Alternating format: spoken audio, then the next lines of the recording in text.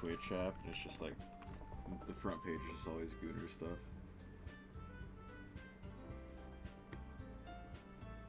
I'm not a CEO, okay?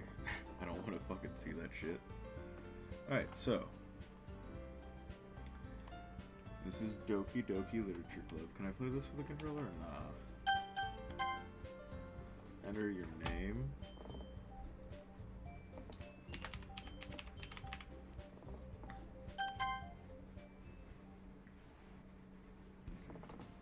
Hey! I see an annoying girl running toward me from the distance, waving her arms in the air like she's totally oblivious to any attention she might draw to herself. That girl is Sayori, my neighbor and good friend since we were children. You know, the kind of friend you'd never see yourself making today, but it just kind of works out because you've known each other for so long. We used to walk to school together on days like this, but starting around high school, she would oversleep more and more frequently, and I would get tired of waiting up. Well, you're kind of a shitty friend. Wake her ass up. If she's going to chase after me like this, I almost feel better off running away. What the fuck? I'm an asshole. However, I just sigh and idle in front of the crosswalk and let Sayori catch up to me.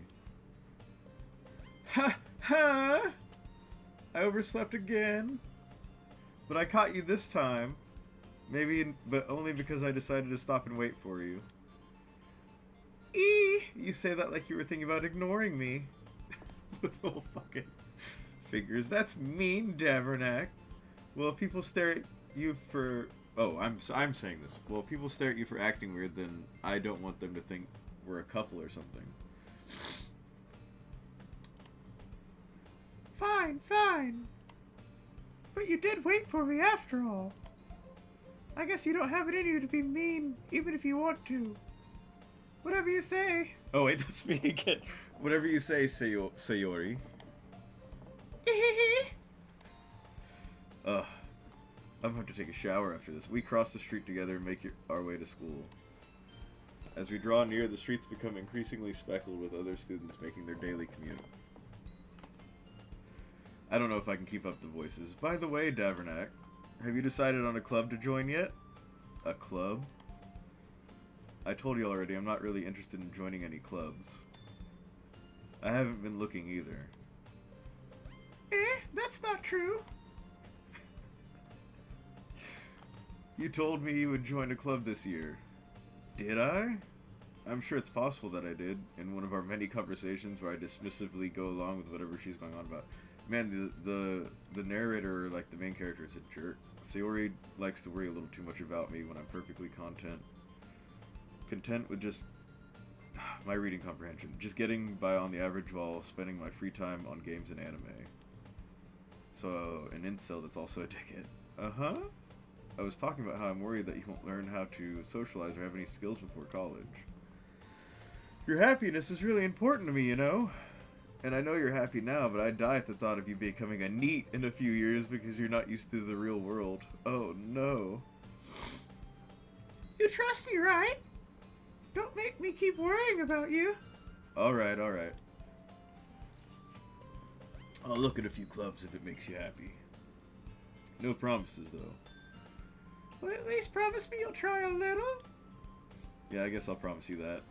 Yay! Why do I let myself get lectured by such a carefree girl? More than that, I'm surprised I even let myself relent to her. I guess seeing her worry so much about me makes me want to ease her mind at least a little bit, even if she does exaggerate everything inside of her head. The school day is as ordinary as ever, and it's over before I know it. After I pack up my things, I stare blankly at the wall, looking for an ounce of motivation. Clubs. Sayori wants me to check out some clubs. I guess I have no choice but to start with the anime club. Oh.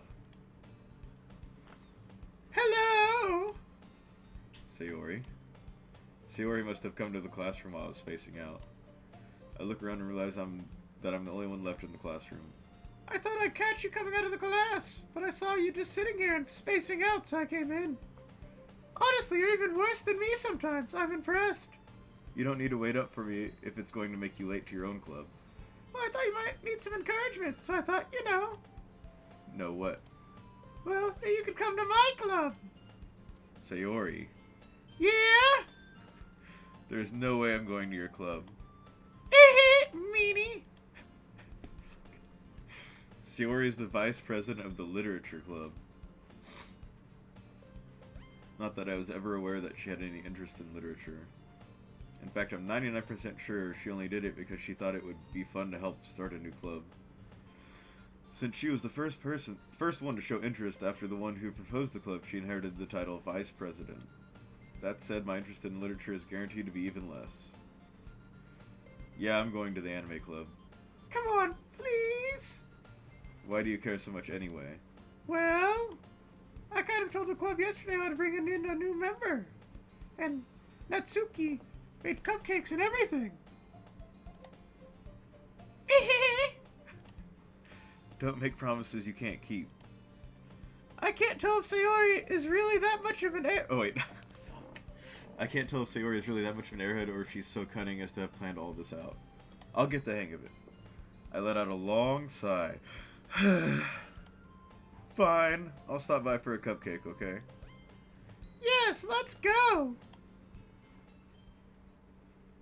And thus today marks the day I sold my soul for a cupcake.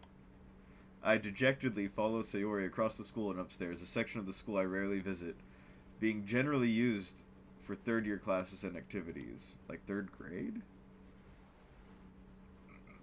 I thought this was like high school. Sayori, full of energy, swings open the classroom door. Oh wait, no, they mean third year is like third year of... okay. Everyone, the new member is here! I never said I was going to sign up. I told you, don't call me a new member. I glance around there. There's nobody here. Oh, there is people here. Okay. Girl 1. Welcome to the Literature Club. It's a pleasure meeting you. Sayori always says nice things about you. Girl 2. I can't do different voices for all these people. I'm not that creative. Seriously? You brought a boy? Way to kill the atmosphere. God, there's so many of them. Oh, Davernack, what a nice surprise. Welcome to the club. All words escape me in this situation. Oh, because he's like an anime gooner gamer, so he's like, girls. This club, it's all girls. It's full of incredibly cute girls. I knew it. Girl 2, what are you looking at? If you want to say something, say it. So, sorry. Natsuki. Oh, she's the troublemaker. Okay. The girl with the sour attitude, whose name is apparently Natsuki, is the one I don't recognize. Her small figure makes me think she's probably a first year, so like a freshman. Okay. She's also the one who made cupcakes, according to Sayori. Well, these cupcakes better be fucking good. You can just ignore her when... oh, wait. You can just ignore her when she gets moody. Sayori says that quietly into my ear, then turns back toward the other girls.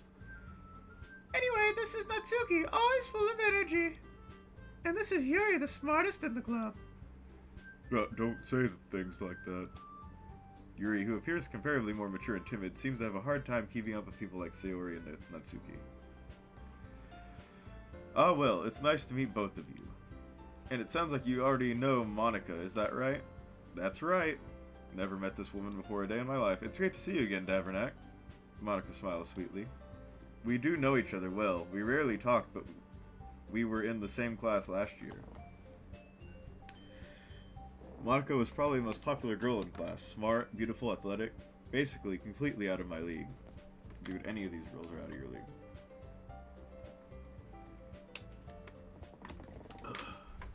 So having her smile at me so genuinely feels a little...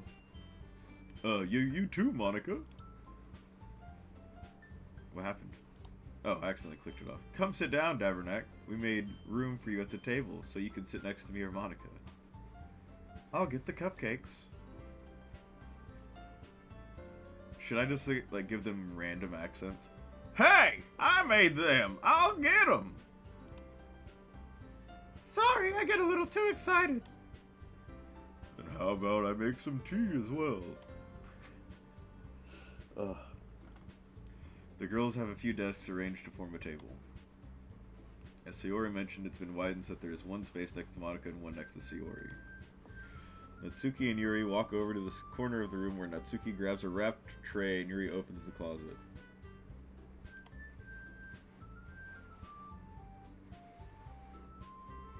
Still feeling awkward, I take a seat next to Sayori. Hi. Hi, Yuri. Natsuki proudly marches back to the table, tray in hand. Okay, are you ready? Ta-da! Whoa. Natsuki lifts the foil off the tray to reveal a dozen white, fluffy cupcakes decorated to look like little cats. The whiskers are drawn with icing and little pieces of chocolate were used to make ears. That's kind of cool. So cute! I had no idea you were so good at baking, Natsuki. Well, you know. Just hurry and take one. Sayori grabs one first, then Monica, I follow. It's delicious! Sayori talks with her mouth full and has already managed to get icing on her face. I turn the cupcake around in my fingers, looking for the best angle to take a bite. Natsuki is quiet. I can't help but notice her sneaking glances in my direction. Is she waiting for me to take a bite? I finally bite down. The icing is sweet and full of flavor. I wonder if she made it herself. This is really good. Thank you, Natsuki. Why are you thanking me? It's not like I haven't heard this somewhere before. Made them for you or anything. You like Natsuki's cupcakes too, Yuri? Chewy and soft, huh? Made them for you or anything. I thought you technically did. Sayori said, well, maybe. But not for, you know, you dummy. Alright. I give up on Natsuki's weird logic and dismiss the conversation. Yuri returns to the table carrying a tea set. She carefully places a teacup in front of each of us before setting down the teapot next to the cupcake tray. You keep a whole tea set in the classroom? Don't worry, the teachers gave us permission. After all, doesn't a hot cup of tea help you enjoy a good book? I guess it could, yeah. I guess. Don't let yourself get intimidated. Yuri's just trying to impress you. That's not. Insulted, Yuri looks away. I meant that, you know, I believe you. Well, tea and reading might not be a pastime for me, but at least I enjoy tea. I'm glad. Yuri faintly smiles to herself in relief. Monica raises an eyebrow, then smiles at me. So what made you consider the literature club? I was afraid of this question. Something tells me I shouldn't tell Monica that I was practically dragged here by Sayori. Well, I haven't joined any clubs yet, and Sayori seemed really happy here, so... That's okay, don't be embarrassed. We'll make sure you feel right at home, okay? As president of the Literature Club, it's my duty to make the club fun and exciting for everyone. Monica, I'm surprised. How come you decided to start your own club? You could probably be a board member for any of the major clubs. Weren't you leader of the debate club last year? Well, you know. To be honest, I can't stand all of the politics around the major clubs. It feels like nothing but arguing about the budget and publicity and how to prepare for events. I'd much rather take something I personally enjoy and make something special out of it. And if it encourages others to get into literature, then I'm fulfilling that dream. Monica really is a great leader. Yuri also nods in agreement. Then I'm surprised there aren't more people in the club yet.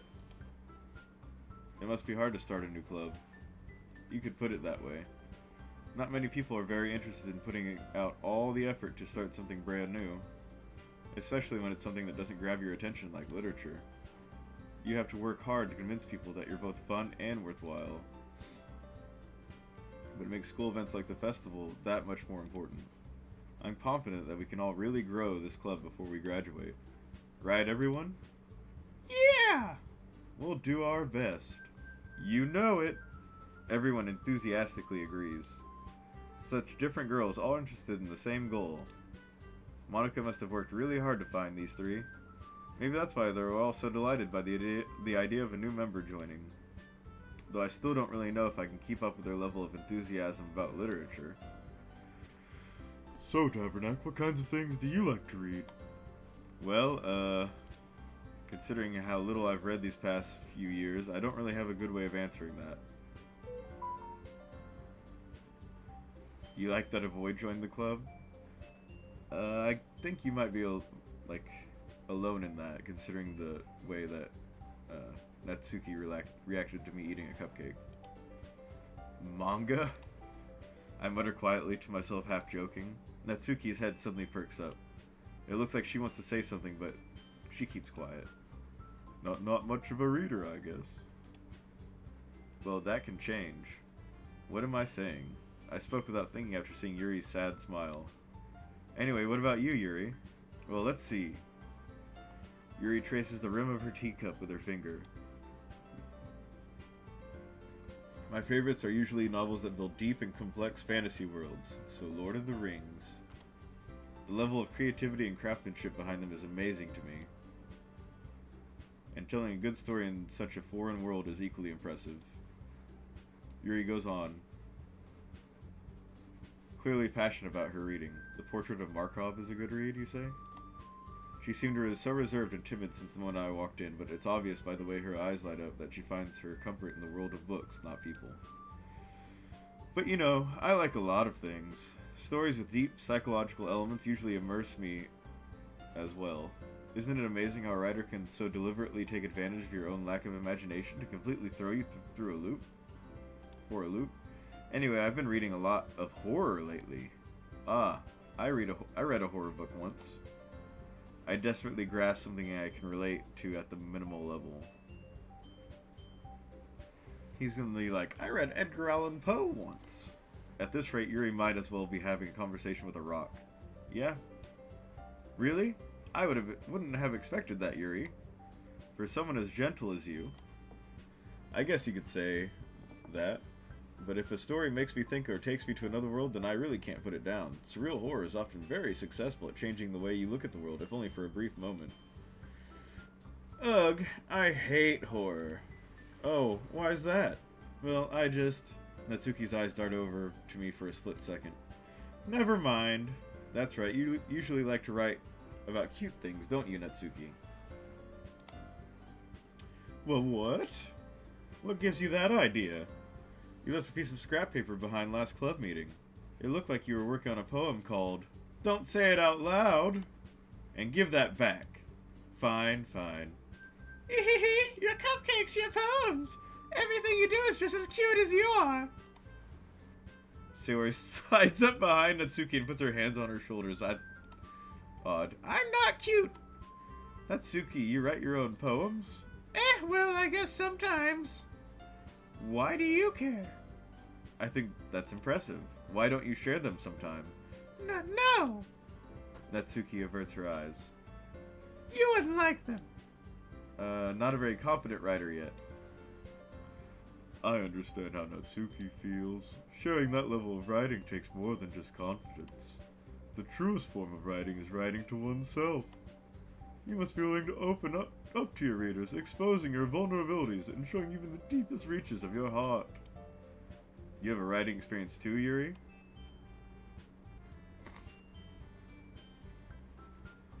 That definitely you're opposite. Natsuki's like the younger, more like rainbows and unicorn farts kind of girl. Maybe if you share some of your work, you can set an example and help Natsuki feel comfortable enough to share hers. I guess it's the same for Yuri. Oh, I wanted to read everyone's poems! We all sit in silence for a moment. Okay. I have an idea, everyone. Natsuki and Yuri look quizzically at Monica. Let's all go home and write a poem of our own. The next time we meet, we'll all share them with each other. Well, purple is my favorite color, so I'm gonna have to side with Yuri on this one. The next time we meet, we'll all share them with each other. That way everyone is even. Yeah, let's do it! Plus, now that we have a new member, I think it will help us all get a little bit more comfortable with each other and strengthen the bond of the club. Isn't that right, Davernack? Monica smiles warmly at me once again. Hold on, there's still one problem. What's that? Now that we're back to the original topic of me joining the club, I bluntly come forth with what's been on my mind the entire time. I never said I would join this club. As if you guys were programmed that way? It seems like you guys were. I never said I would join this club. Sayori may have convinced me to stop by, but I never made any decision. I still have other clubs to look at, and, I lose my train of thought. All four girls stare back at me with dejected eyes. But, I'm sorry, I thought... Davernack. You all... I'm defenseless against these girls. How am I supposed to make a clear-headed decision when it's like this?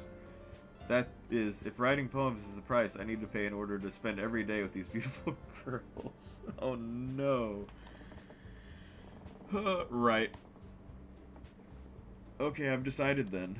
I'll join the literature club. One by one, the girls' eyes light up. Yes, I'm so happy! Sayori wraps her arms around me, jumping up and down. Hey!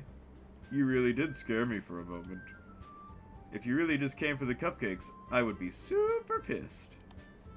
Then that makes it official. Welcome to the literature club. Thanks, I guess. Okay, everyone. I think with that, we can officially end today's meeting on a good note. Everyone remember tonight's assignment. Write a poem to bring the next meeting so we can all share. Monica looks over at me once more. Davernack, I look forward to seeing how you express yourself. Yeah. Can I really impress the class star Monica with my mediocre writing skills? People keep telling you to go to a chiropractor. I don't know why. I don't think you need to go to a chiropractor. I think you need to just work on your posture. Like, keep it in your mind that you need to sit up straight. Like, I'm hunched over right now because I'm reading the bottom of my screen, but, you know, good posture will help with that. I already feel the anxiety welling up inside me. Meanwhile, the girls continue to chit-chat as Yuri and Natsuki clean up their food. Hey, Davernack, since we're already here, do you want to walk home together? That's right, Sayori. I never walk home together anymore because she always stayed after school for clubs. Sure, might as well. Yay! I'm sorry. With that, the two of us depart the club room and make our way home. The whole way, my mind wanders back and forth between the four girls. Sayori, Natsuki, Yuri, and of course, Monica. Will I really be happy spending every day after school in a literature club? You literally were just, like, simping over all these girls a second ago. Perhaps I'll have the chance to grow closer to one of these girls. Or you could just, like, be part of the club. Alright. I'll just need to make I'll just need to make the most of my circumstances, and I'm sure good fortune will find me. And I guess that starts with writing a poem tonight. Now, do I actually get to write the poem? Okay, it's time to write a poem. Pick words you think your favorite club member will like. Something good might happen with whoever likes your poem the most. Oh. What is this?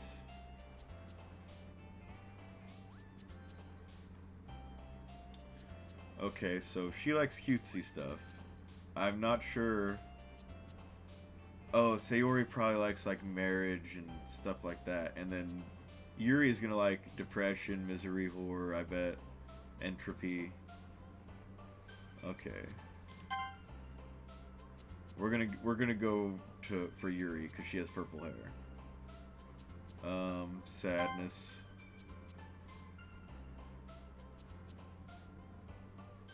Crimson.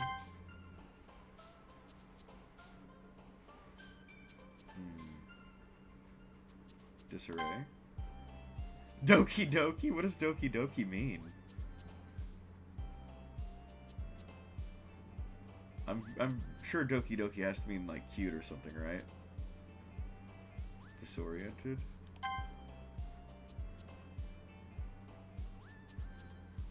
Melancholy.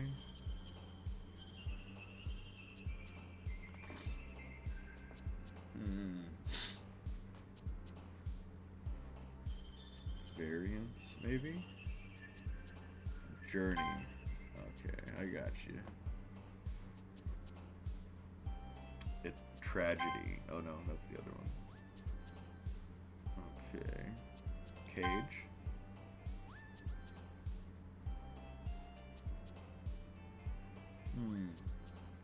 Captive?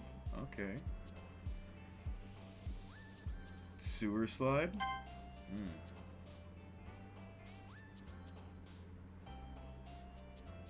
Disaster. Graveyard. Massacre. Grief. Oh, that's the other one. That's always sad. Scars. Oh, no. Okay, so emo. We've got emo. We've got posh. And then we've got, like, what's the other one? Goth. So goth stuff, not sad shit. Okay. Fantasy. Oh, I thought she liked fantasy. What the hell? Broken? No. Okay, that's emo. I keep getting them mixed up. Infinite? Okay. Anger? Oh, no. I did my best. Hi again, Davernack. Glad to see you didn't run away from us. Ha ha ha ha. Nah, don't worry. This might be a little strange for me, but at least I keep my word. Well, I'm back at the Literature Club. I was the last to come in, so everyone else is already hanging out. Thanks for keeping your promise, Davernack. I hope this isn't too overwhelming of a commitment for you, making you dive headfirst into literature when you're not accustomed to it. Oh, come on, like he deserves any slack. Sayori told me you didn't even want to join any clubs this year. And last year, too. Thanks, Yuri. Thanks for the welcome back. I don't know if you plan to just come here and hang out or what. But if you don't take us seriously, then you won't see the end of it. Natsuki, you certainly have a big mouth for someone who keeps her manga collection in the club room. Oh, she likes manga, too. Natsuki finds herself stuck between saying Monica and manga. Manga is literature! I mean, yeah. Swiftly defeated, Natsuki plops back into her seat. Don't worry, guys. Don't worry, guys! Davernack always gives it his best as long as he's having fun! He helps me with busy work without even asking. Like cooking, cleaning my room. How dependable.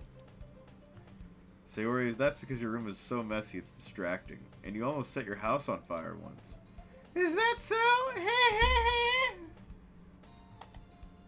You two are really good friends, aren't you? I might be a little jealous. How come? You and Davernack can become good friends too! Sayori. As usual, Sayori seems to be oblivious to the weird situation she's put me into. What is weird about just becoming friends? Oh, Yuri even brought you something today, you know? Whoa, wait, Sayori? Me? Not really. Don't be shy! It's really nothing. What is it?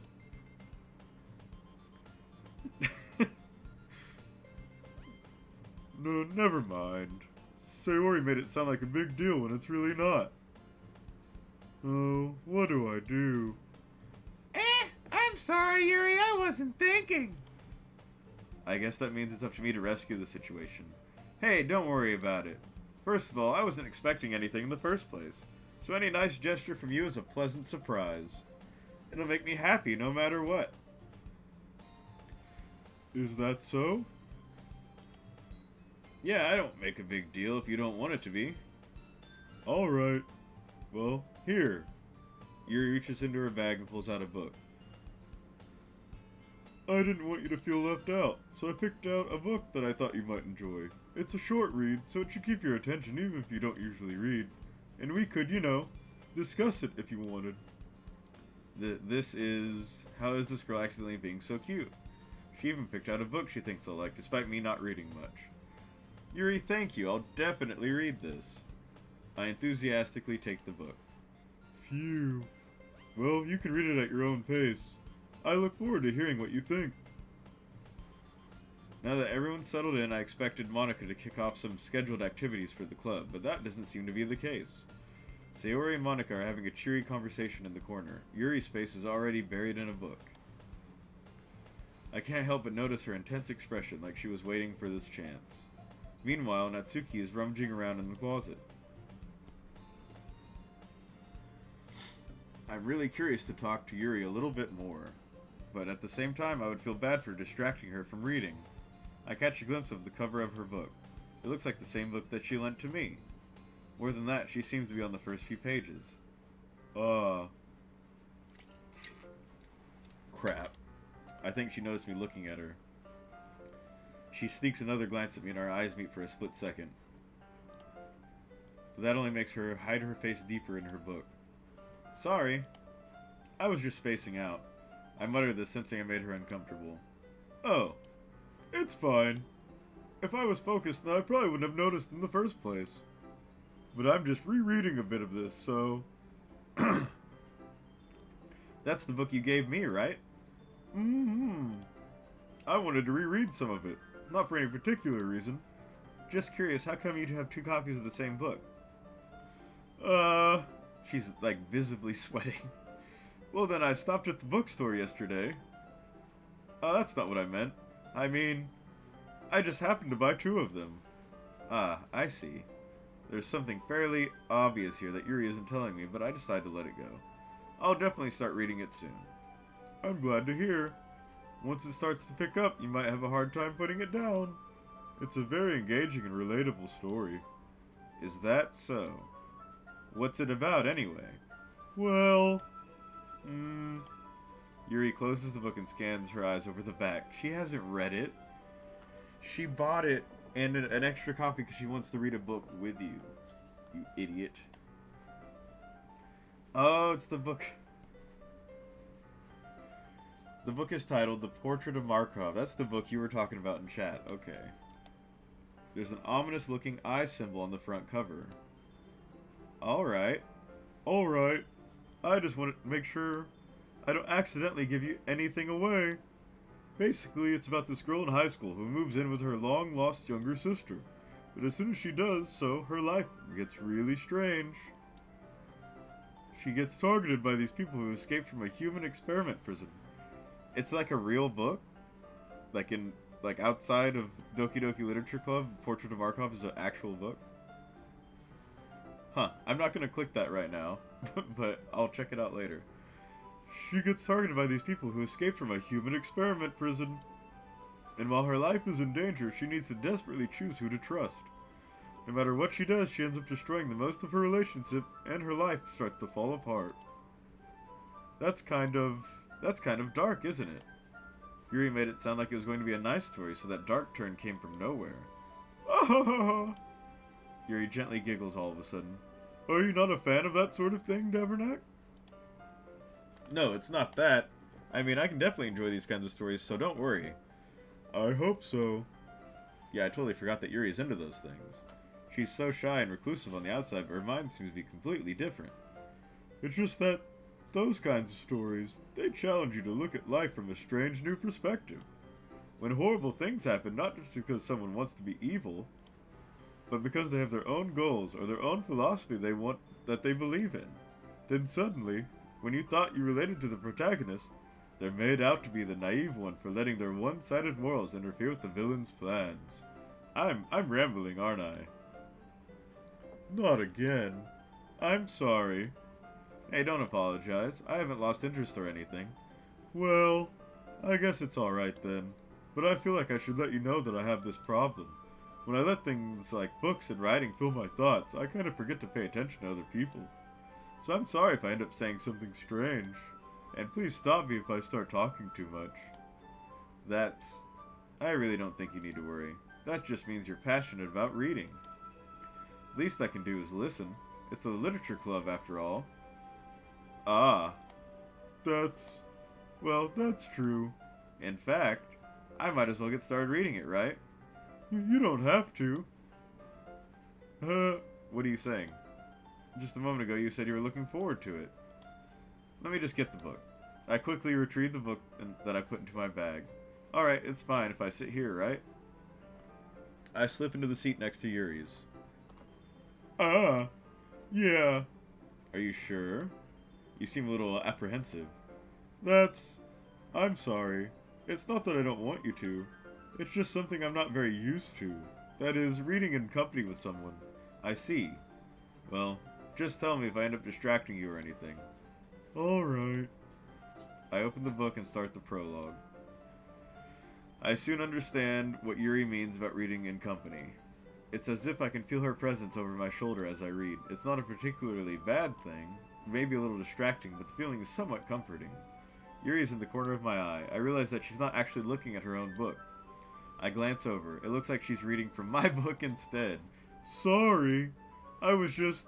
Yuri, you really apologize a lot, don't you? I do? I don't really mean to. Sorry.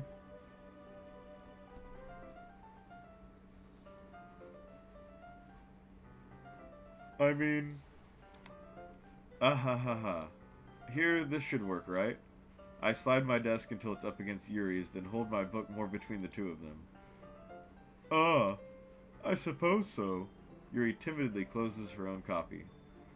Once we each lean in a little bit, our shoulders are almost touching.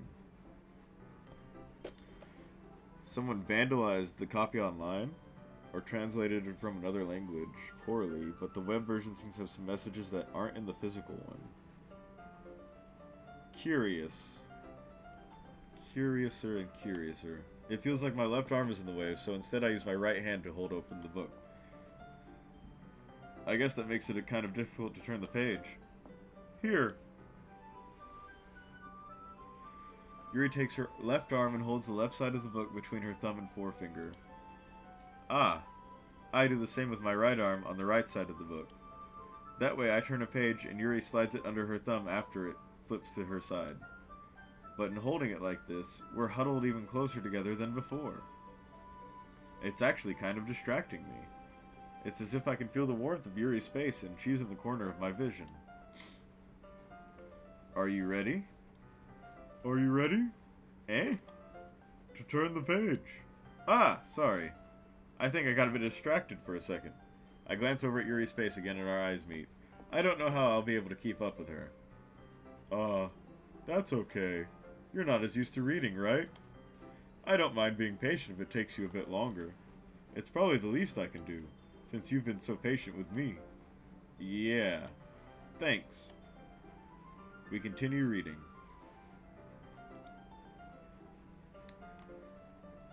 Yuri no longer asks me if I'm ready to turn the page. Instead, I just assume that she finishes the page before me, so I turn it by my own volition. We continue the first chapter in silence. Even so, turning each page almost feels like an intimate exchange. My thumb gently letting go of the page, letting it flutter over to her side as she catches it under her own thumb. Hey, Yuri. This might be a silly thought, but the main character kind of reminds me of you a little bit.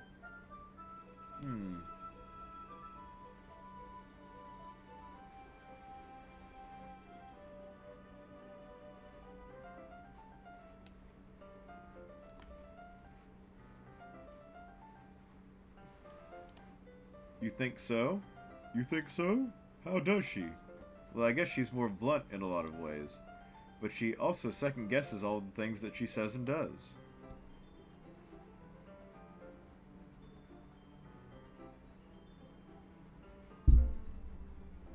Like she's afraid she'll do something wrong. It's not like I can see into your head or anything, but they're kind of reminiscent of some of your mannerisms. I see. You steal pens? Why do you steal pens? But why, though? Yuri remains silent for a moment. But Devernak, that's probably a terrible thing to have in common with her. That's so embarrassing that you think that. Wait, I didn't mean it in a bad way or anything. Sorry, I really didn't know you were self-conscious about that sort of thing. I guess I more meant that it's kind of cute. Ah, what are you saying all of a sudden? Okay, everyone. I think it's about time we share today's poems with each other. We might not have enough time if we wait too long. Yuri exhales, spared from finishing her thought. Is that alright, Yuri? You look kind of down. I'm sorry if you haven't been looking forward to this. Oh, it's not. It's fine. Yuri releases her hand from the book, causing it to close on top of my thumb. Alright. I guess I'll do some more reading tonight. Or would you prefer I only read it with you? I guess I don't have too much of a preference either way. In that case, I'll read it a little more tonight. It'll be more fun to read with you after it picks up a bit, you know? That's good reasoning. In that case, feel free to finish the first 2 chapters in your own time. Alright. I stand up. I make a mental note of where I left off in the book and then slip it back into my bag. By the way, did you remember to write a poem last night? Oh, boy, howdy did I.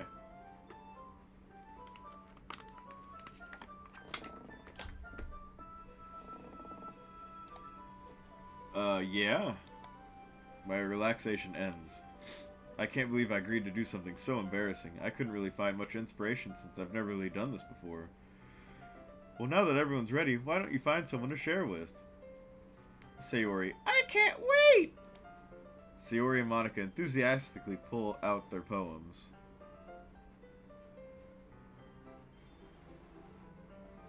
Hi, Eric. What's up? Sayori is on a wrinkled sheet of loose leaf torn from a spiral notebook. On the other hand, Monica wrote hers in a composition notebook. I can already see Monica's pristine handwriting from where I sit. Natsuki and Yuri reluctantly comply as well, reaching into their bags. I do the same myself. Who should I show my poem to first? We're going with Yuri. Yuri seems the most experienced, so I should start with her. I can trust her opinion, to be fair. Are you the reason my pens have been going missing? I don't know. You just admitted to stealing pens like 5 minutes ago. As Yuri reads the poem, I notice her eyes lighten. Exceptional. What was that? Did I say that out loud? Yuri first covers her mouth, but then ends up covering her whole face. He's going to hate me.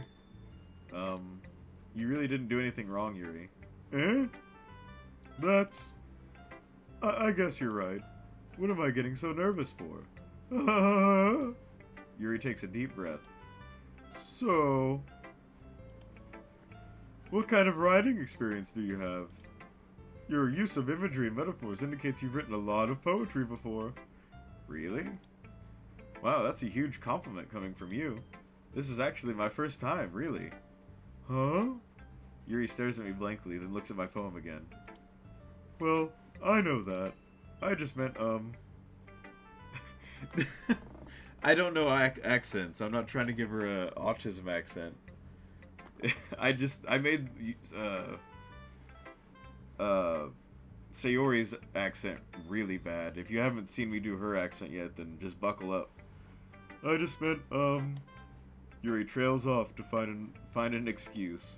She traces her finger along the words in the poem as if breaking down more thoroughly. Yeah, okay.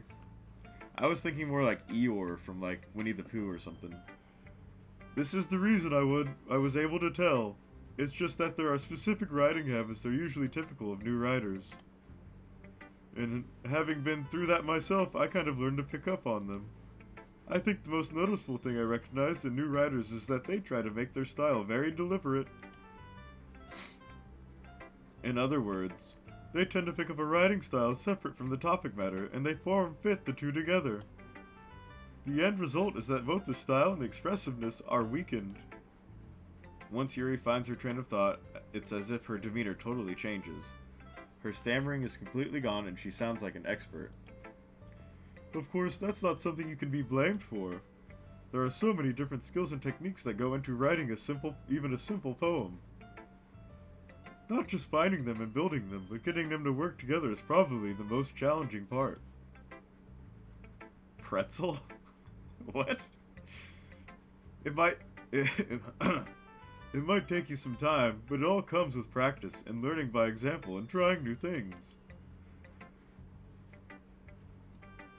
I also hope that everyone else in the club gives you valuable feedback. Natsuki can be a little biased, though. Biased how? Well... Never mind. I shouldn't be talking about people like that. Sorry. It's fine. I'm not sure if Yuri's apologizing to herself, to me, or to Natsuki. Do you mind if I read your poem now? Please do. I'd love to share my thought process behind it. You're eating some Nilla? Like Nilla wafers? If that's not what you're talking about, then I don't know what Nilla is. I'd love to share my thought process behind it. Yuri smiles dreamily, as if it's a rare opportunity for her. Oh, okay. So I was right. Which itself is kind of funny. After all, isn't this supposed to be a literature club? So, should I just read this in my voice? Oh. Ghost under the light. The tendrils of my hair illuminate beneath the amber glow. Bathing. It must be this one. The last remaining streetlight to have withstood the test of time. The last yet to be replaced by the sickening blue-green hue of the future. I bathe, calm, breathing air of the present, but living in the past. The light flickers. I flicker back. That wasn't too bad. That's pretty good, I feel like. Click outside the poem area to continue. Okay. I'm sorry, I have such terrible handwriting. Well, to be fair, that's probably the first time I've tried to read cursive in, like, 10 years. What? I wasn't thinking about that at all. But it took you a long time to read. I'm a slow reader, okay? Ah. Well, I just don't read script very often. I actually think your handwriting is pretty. Eh? That's a relief.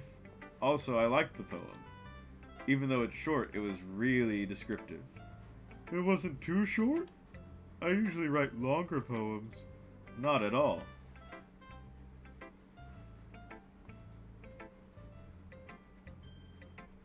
Vanilla extract. I'm really glad you liked it. I'll be honest, since it's our first time sharing, I wanted to write something a little more mild. Something easy to digest, I suppose. Are you into ghosts, Yuri? Hoo-hoo? Actually, the story isn't about a ghost at all, Davernack. Really? I must have totally missed the point. Well, I suppose you did only glance over it after all. But remember that poets often express their own thoughts, feelings, and experiences in their work. They usually do more than tell a simple story or paint a picture. In this case, perhaps the subject of the poem is not only being symbolically compared to a ghost, lingering in her last remaining place of comfort, unable to let go of the past, and soon to be left with nothing. That's a lot more solemn putting it that way. I hadn't even thought of that. That's impressive. Eh? It's nothing, really. Yours was impressive too, so... Nah. If anything, I could probably learn a thing or two from you. You think so? Yeah, of course. Ah, you know, I was really nervous about doing all this. But in the end, I really enjoyed it. Or, no, she didn't say really. But in the end, I enjoyed it. I'm going to keep doing my best for you, Davernack. Ah, me too. Who should I show my poem to next? Okay. You thought I did a bad job with Yuri's voice. Here we go.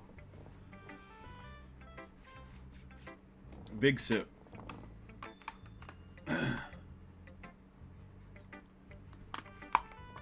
Yeah. I'll just get this out of the way and save us all the headache. This is a good poem, Davernack! Are you sure it's your first time? Of course. It's not that good. I'm so sorry. Am I the kind of guy who'd be writing poems in his spare time? I guess you're right.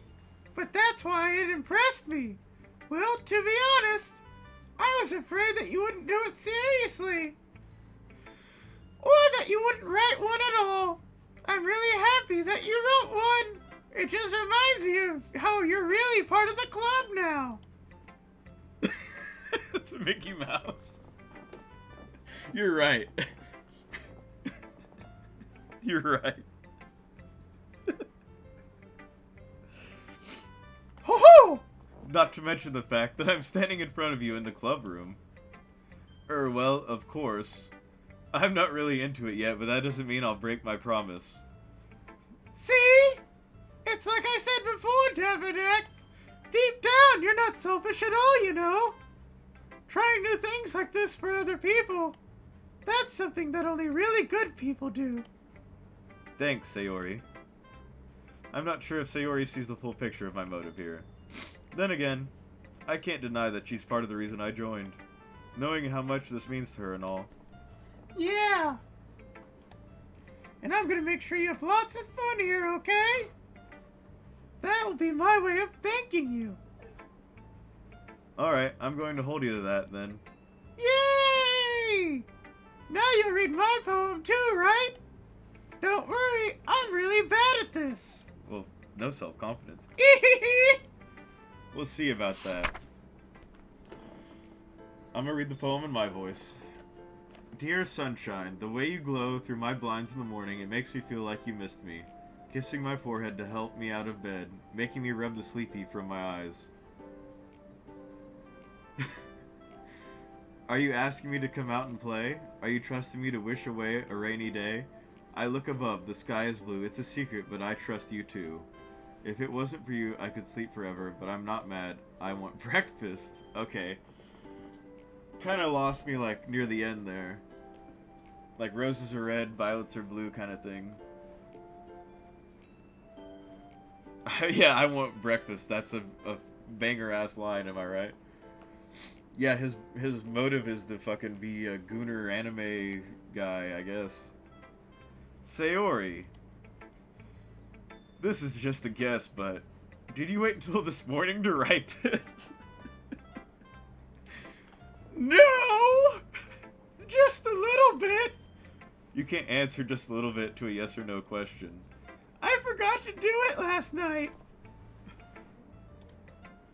Well, my dog's getting upset. Well, at least that makes me feel a little bit better about myself. Don't be mean. I still tried my best. Yeah. I didn't mean to say it was a bad poem. Yeah, it was alright. It came out nice, or how should I put it? It sounds just like you. Really? Yeah. Especially that last line. I want breakfast. I made eggs and toast. Even though you were late to school? It's bad to skip breakfast. I get all cranky. Well, I guess there's no point in arguing. Anyway, thanks for showing me. Yeah, she tried. This was so much fun. Monica's the best. Yeah. But the next time I won't forget. And I'm gonna write the best poem ever. Well, I guess I look forward to it. Okay. You wanted me to do Monica next? Fuck. I don't really have voices for them. Let's see. We'll go Old Prospector for Natsuki. And, I don't know what we're gonna do for Monica. Let's see. Anything to delay Natsuki. Okay. Her reaction's gonna be that bad, huh?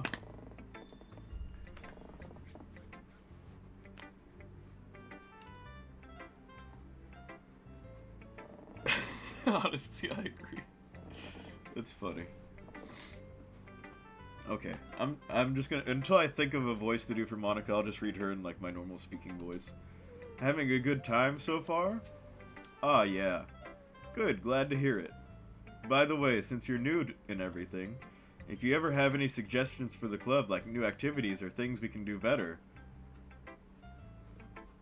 You saw hers and it's interesting to say the least. I'm always listening. Don't be afraid to bring things up, okay?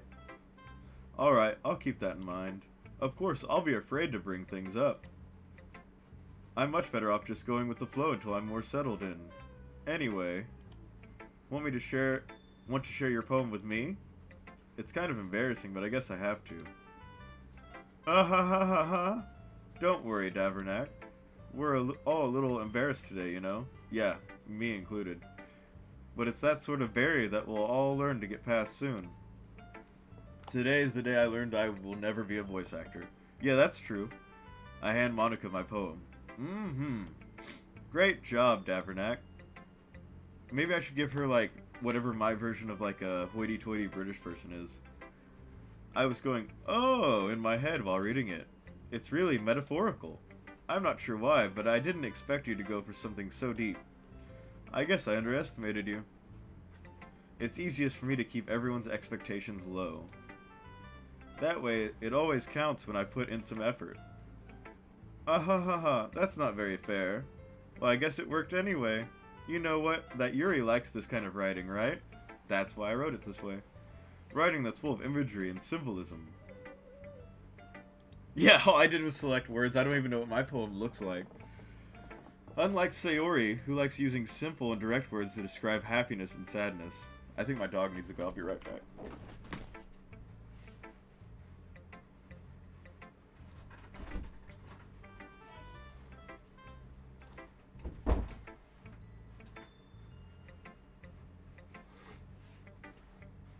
Alright, I'm back. Yeah, chair stream.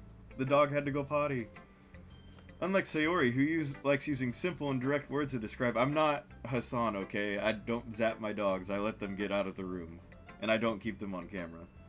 Who likes to use simple and direct words to describe happiness and sadness. Yuri likes it when readers are left to derive their own meaning out of it.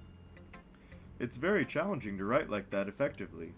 Both allowing people to get something out of it just by feel, or letting them deeply analyze all of the nuances. It can take years of practice, which I'm assuming Yuri has at this point. I never really asked, though. I'm sure I'm nowhere near her level yet. Don't worry so much about that. You do your own thing. Just keep exploring and learn by trying new things. I'm sure I'll end up trying different things a lot. It could take a while before I feel comfortable doing this. That's okay. I'd love to see you try new things. That's the best way to find the kind of style that suits you. Everyone else might be a little bit biased toward their own kinds of styles, but I'll always help you find what suits you the most. So don't force yourself to write the way everyone else wants you to write. It's not like you have to worry about impressing them or anything. Ahaha.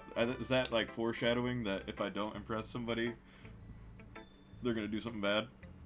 Ahaha. Anyway, do you want to read my poem now? Don't worry, I'm not very good. You sound pretty confident for someone who claims to not be very good. Well, that's because I have to sound confident. That doesn't mean I always feel that way, you know? I see. Well, let's read it then. Hole in wall. It couldn't have been me. See, the direction the spackle protrudes, a noisy neighbor, an angry boyfriend, I'll never know. I wasn't home. I peer inside for a clue. No, I can't see. I reel blind, like a film left out in the sun. But it's too late. My retinas, already scorched with a permanent copy of the meaningless image. It's just a little hole. It wasn't too bright. It was too deep. Oh, she wrote way down the page. Stretching forever into everything, a hole of infinite choices. I realize now that I wasn't looking in, I was looking out. She is the hole, and he, on the other side, was looking in. Okay. So what do you think? It's very freeform, if that's what you call it. Sorry, I'm not really the right person to ask for feedback. It's okay. Yeah, that kind of style has gotten pretty popular nowadays. That is, a lot of poems have been putting emphasis on the timing between words and lines.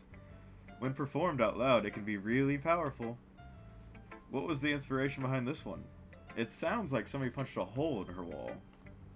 Who the fuck is he? I'm not sure if that's gonna be like her family member or the protagonist. Me, I guess. What was the inspiration behind this one? Well, I'm not sure if I know how to put it. I guess you could say that I had some kind of epiphany recently. It's been influencing my poems a bit. Is she like getting abused at home or something? An epiphany? Yeah, something like that. I'm kind of nervous to talk about the deep stuff like that because it's kind of coming on strongly. Maybe after everyone is better friends with each other, so I gotta like improve my friendship level with Monica to get her to open up about her trauma. Anyway, here's Monica's writing tip of the day. Sometimes when you're writing a poem or a story, your brain gets too fixated on a specific point. If you try so hard to make it perfect, you'll never make any progress. Just force yourself to get something down on the paper and tidy it up later. That's pretty good advice. Another way to think about it is this. If you keep your pen in the same spot for too long, you'll just get a big dark puddle of ink. Or you'll come and take your pen. So just move your hand and go with the flow. That's my advice for today. Thanks for listening. Alright. Mentally prepare for this one. I'm just kidding, Yuri. Davernack, if you're not going to take this club seriously, then go home. What? Harsh. Do the voices keep getting worse? I think they do. I don't know, Mickey Mouse is pretty bad. What, you expect me to believe that you actually put effort into this? Do you think I'm stupid? I'm not a writer. Maybe it's not very good, but yeah, I did put effort in to impress somebody else. We all start somewhere, right? If you're still proud of the first poem you ever wrote, then I'd like to read it. Painful to think about. Fine. Well, sorry. You'll get better anyway. I'd tell you what to improve, but you'd better off just trying again. Fair enough. Well, to each their own, I guess. Anyway, I guess I gotta share mine now. Knowing you, you'll probably think it's stupid. Wow. Eagles can fly, monkeys can climb, crickets can leap, horses can race, owls can seek. She could have put owls can hoot. Cheetahs can run, eagles can fly, people can try, but that's about it.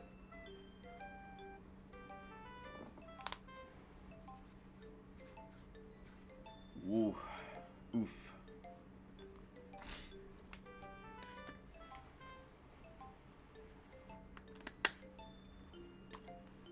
There was an attempt. Yeah, powerful stuff. Really makes you think about eagles. Yeah! I told you that you weren't gonna like it. I like it. What? Just be honest. I am. Why are you so convinced that I wouldn't like it?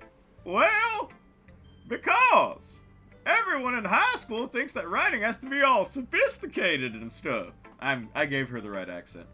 So people don't even try to take my writing seriously.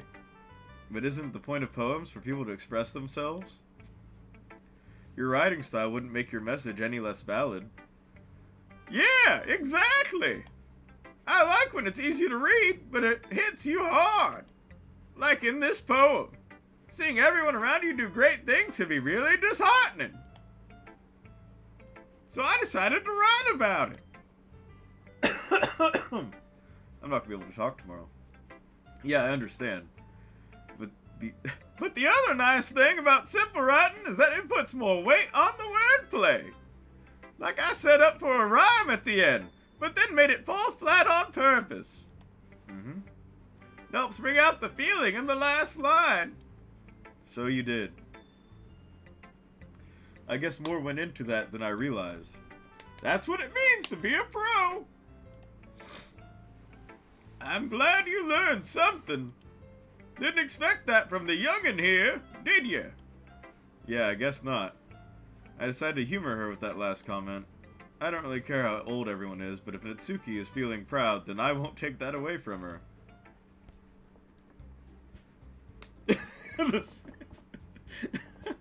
Are we seeing the same poem? You gotta remember, the protagonist is like borderline NEET status. Phew! I guess that's everyone. I glance around the room. That was a little more stressful than I anticipated. Oops. It's as if everyone is judging me for my mediocre writing abilities. You're like top 3 writers in the class, I would think, even though you just selected words. Even if they're just being nice, there's no way my poems can stand up to theirs. This is a literature club, after all. I sigh. I guess that's what I ended up getting myself into. Across the room, Sayori and Monica are happily chatting. My eyes land on Yuri and Natsuki. They gingerly exchange sheets of paper, sharing their respective poems.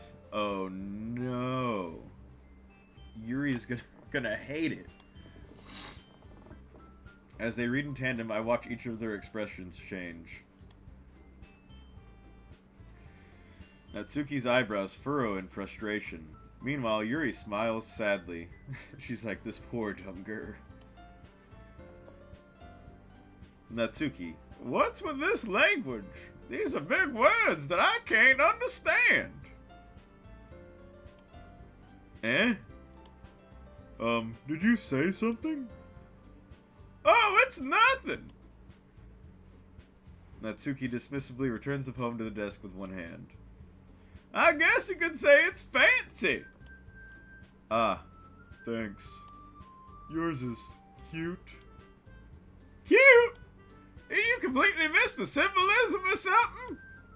It's clearly about feeling of giving up. How can that be cute? I know that. I just meant the language, I guess. I was trying to say something nice. Eh? You mean you have to try that hard to come up with something nice to say?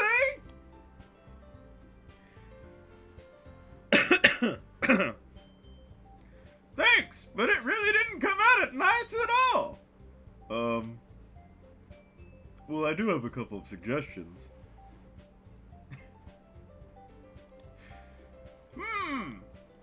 If I was looking for suggestions, I would have asked someone who actually liked it. Which people did, by the way. Sayori liked it, and Davernack did too. So based on that, I'll gladly give you some suggestions of my own. First of all, excuse me. I appreciate the offer, but I've spent a long time establishing my writing style. I don't expect it to change anytime soon. Unless, of course, I come across something particularly inspiring. I mean, if it gets her out of bed in the morning to write about how eagles really can fly, I guess let her do her thing. Which I haven't yet. And Davernack liked my poem too, you know. He even told me he was really impressed by it. Natsuki suddenly stands up. Oh! I didn't realize you were so invested in trying to impress our new member, Yuri. Eh? That's not what You're just... Yuri stands up as well. Maybe you're just jealous that Davernack appreciates my advice more than he appreciated yours. Huh? And how do you know he didn't appreciate my advice more? Are you that full of yourself? No.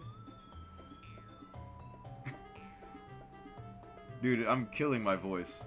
If I was full of myself, I would deliberately go out of my way to make everything I do overly cutesy. You! Oh god. The third one. Is everyone okay? I can't even keep them straight. Is everyone okay? Well, you know what? I wasn't the one whose boobs magically grew a size or bigger as, as soon as Tabernac started showing up. Holy.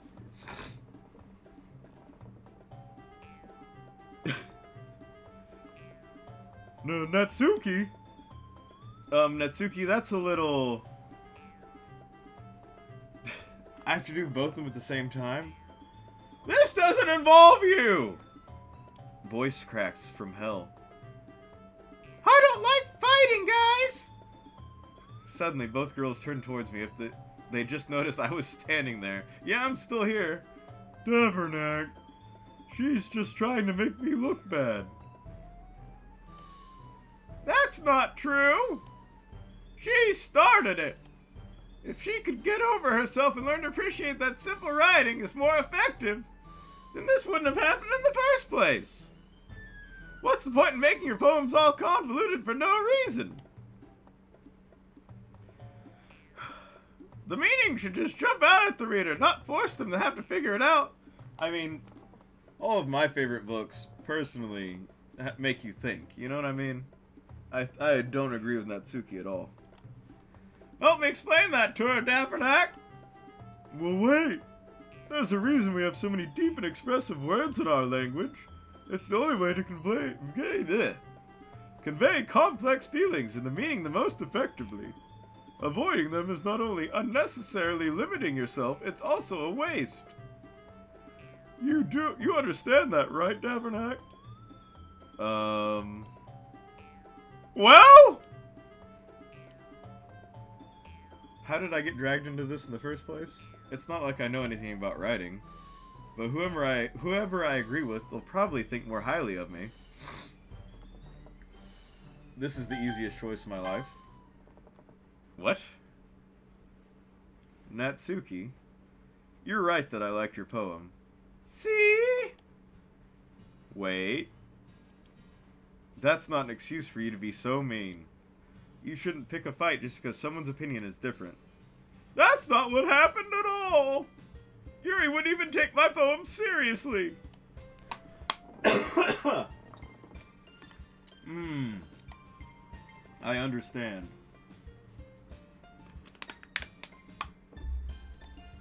Yuri? You're a seriously talented writer. It's no secret that I was impressed. Well, but here's the thing. No matter how simple or refined someone's writing style is, they're still putting feelings into it and it becomes something really personal. That's why Natsuki felt threatened when you said her poem was cute. We also gotta keep in mind that what is first year? I'm guessing this is like Japan. Is that like 13? 13's pretty young. 13, 14? That's why Natsuki felt threatened when you said her poem was cute. I see. I didn't notice that I'm sorry. But Natsuki, you took it way too far. Yuri means well. If you just told her how you felt, then this wouldn't have happened in the first place. Are you kidding? That's exactly what I did. It was her that... Natsuki, I think that's enough. You both said something that you didn't mean. Yuri apologized. Don't you think you should too? Natsuki clenches her fists. In the end, nobody has taken her side. She's trapped at this point, being defiant only because she can't handle the pressure. Really good advice. Learn how to say you're sorry to people. I end up even feeling bad for her.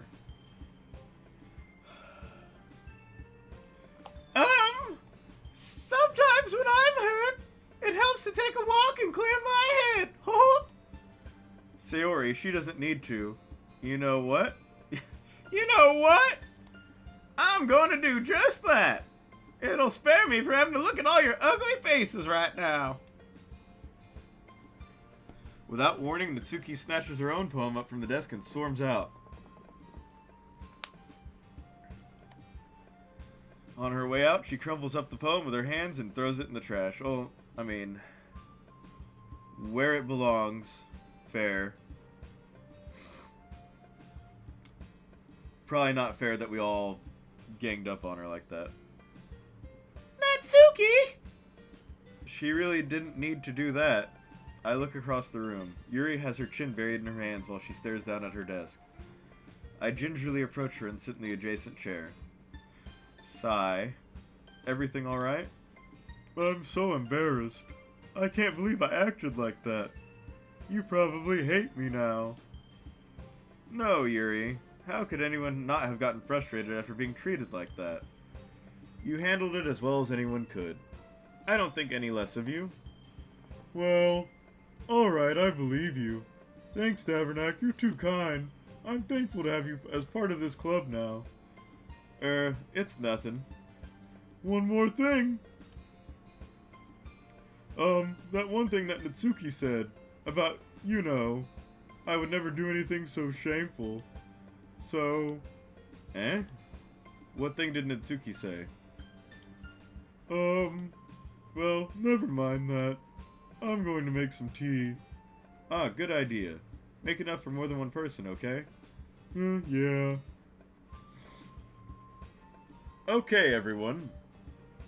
It's just about time for us to leave. How did you all feel about sharing poems? It was a lot of fun! Well, I'd say it was worth it.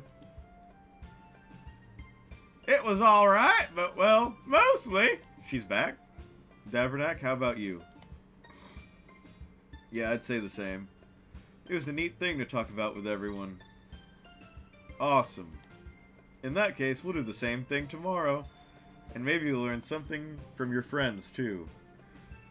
So your poems will turn out even better. We're gonna write another poem? I think to myself, I did learn a little more about the kinds of poems everyone likes. With any luck, that means I can at least do a better job impressing those I want to impress. I nod to myself with newfound determination. Tavernac! Ready to walk home? Sure, let's go. Sayori beams at me.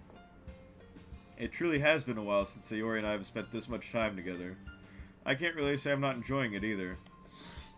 Dude was literally calling her annoying like yesterday. Sayori, about what happened earlier. What do you mean? You know, between Yuri and Natsuki. Does that kind of thing happen often? No. Oops. That's really the first time I've seen them fight like that. I promise they're both wonderful people. Oh, you don't hate them, do you? No, I don't hate them. I just wanted your opinion, that's all. I can see why they'd make good friends with you. Phew! You know what? You know, Davernac, it's nice that I get to spend time with you in the club. But I think seeing you get along with everyone is what makes me the happiest. And I think everyone really likes you, too. This girl's depressed. That's... Every day is going to be so much fun. Sigh. It looks like Sayori still hasn't caught onto the kind of situation I'm in. Sure, being friends with everyone is nice, but does it really need to stop there? Yeah, it really is Mickey Mouse, huh? You're right about that, Sandy. We'll just have to see what the future holds, Sayori. I pat Sayori on the shoulder. There. I said that more to myself than to her, but it's easy to use Sayori as an internal monologue sometimes. Okay! Yeah, let's do this. Oh, poem number 2. Okay.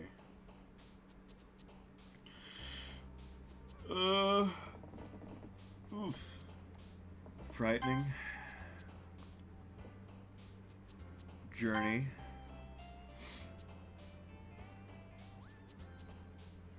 Anxiety.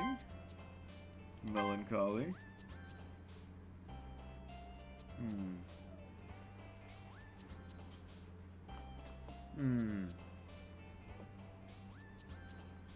Maybe fickle. Oh yeah, I got it right. Contamination, maybe?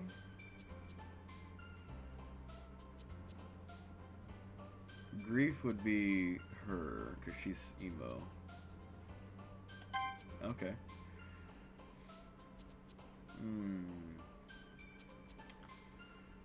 Pink would be her, I think. Lollipop would be her for sure. Infinite? Yeah. Inferno.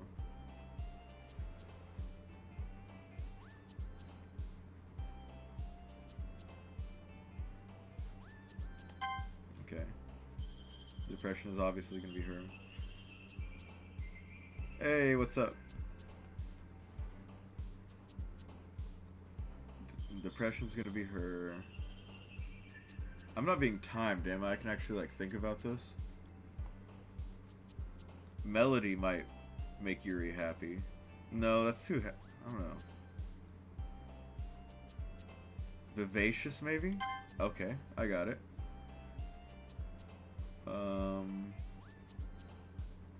Wrath? Yeah, I didn't see a timer, thank goodness. I think Wrath might be... Okay. I'm like 11 for 11 so far. Intellectual, probably? Yeah. Festra's possible. Tenacious. Misfortune would probably be Sayori. Unending?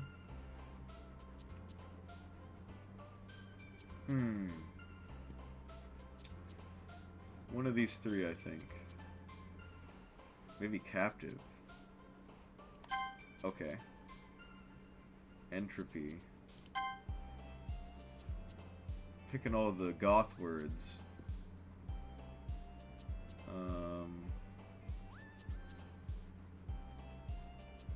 Vitality. I don't know.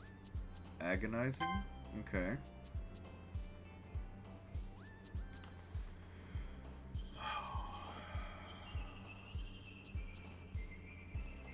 Could be disaster. But I don't know if that's more of like the emo girl, Sayori. I know it's none of the happy words. Extraordinary? Oh shit. The first one I messed up on. Tragedy? Oh, that was an emo word too. Destiny? Okay. 2 fumbles in a row.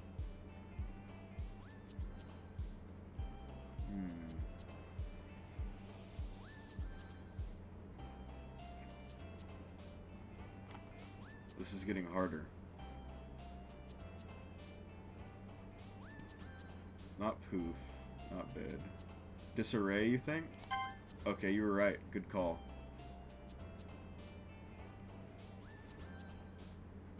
Extreme? Okay. Okay.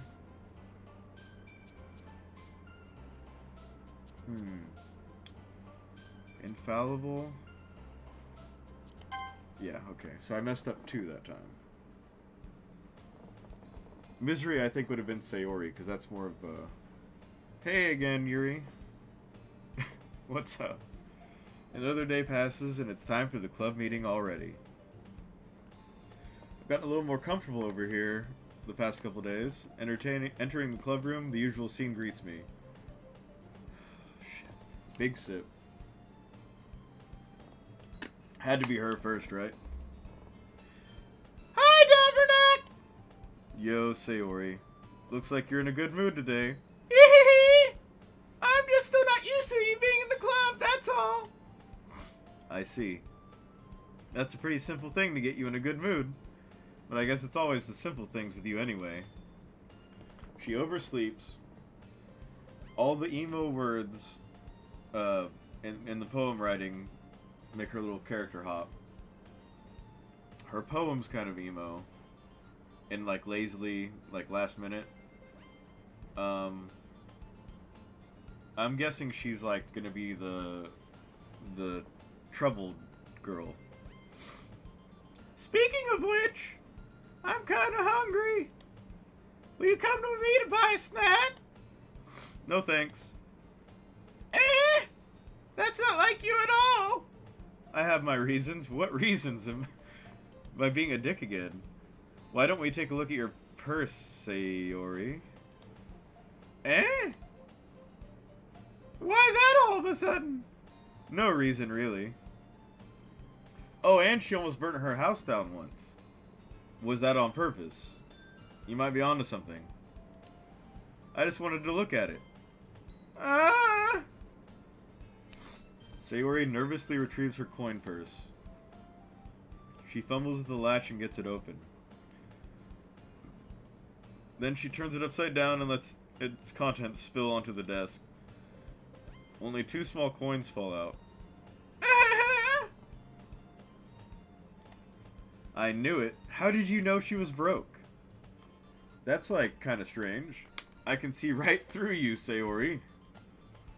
That's not fair! How did you even know? It's simple.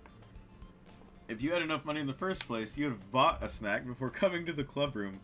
Am I Sherlock fucking Holmes?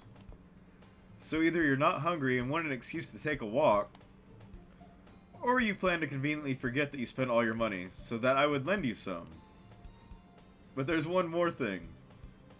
You are always hungry.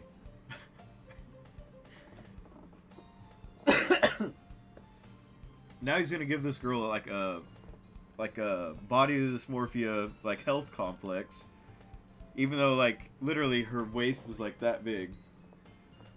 And so that only leaves one option. Oh, I give up. Don't make me feel guilty.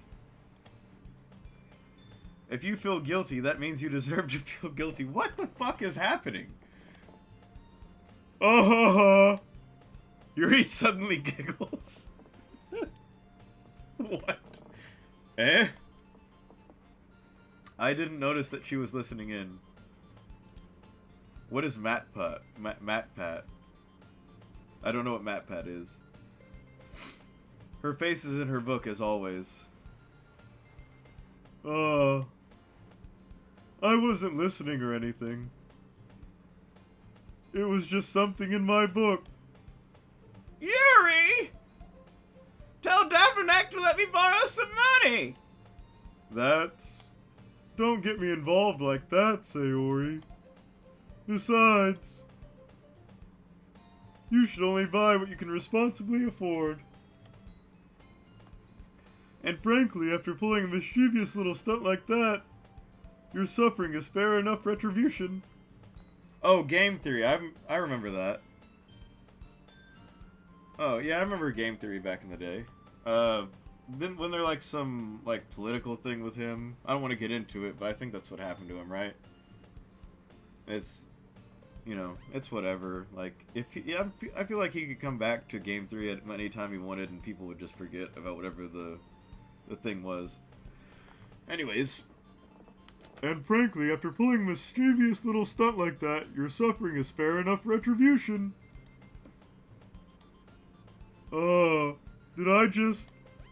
I didn't mean that. I got too absorbed into my book. I really like when you speak your mind, Yuri. It doesn't happen much, but it's a fun side of you. Political sans beingness is not political, bro. I don't remember what the actual thing with him was. I have like vague recollection of that. There's no way you could think of that. You were right, though. I did something bad. Now I have to accept the revolution. Retribution. That! Still coming from you, Sayori. I guess there's a little devil inside all of us, isn't there? Don't let her fool you. Sayori knows exactly what she's doing. After all, she told you guys she was bringing me to the club before she even told me. Dude, why am I such an asshole? It's definitely interesting. I've never... Like, the closest game I've played to this is Dispatch, and that game came out the other day. Like, I don't... Yeah, I'm enjoying it. I just... Doing the voices is killing me. After all, she told you guys she was bringing me to the club before she even told me. But what? You wouldn't have come if it weren't for the cupcakes. So I had to trick Natsuki into making them. Come on, give me some credit. More credit than that, Sayori. I don't know, you're kind of a dickhead. What the hell? Did somebody just throw one of those little fireworks? Yeah, it's messed up. Kia! Out of nowhere, something smacks Sayori in the face and tumbles onto the desk. Ow! What was... a cookie? Sure enough, it's a giant cookie wrapped in plastic. Sayori glances around. Is this a miracle?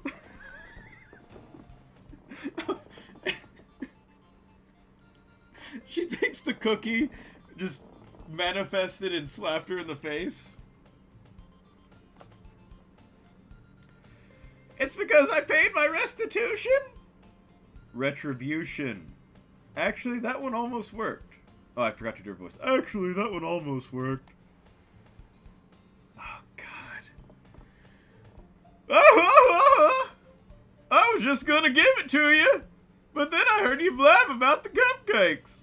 It was totally worth seeing your reaction, though. Natsuki! That's so nice of you. I'm so happy. This girl... Sayori hugs the cookie. Oh my god. Jeez, just eat it. Sayori rapidly tears open the wrapper and takes a big bite. So good. Mmm. Sayori suddenly clasps her hands over her mouth. I bit my tongue.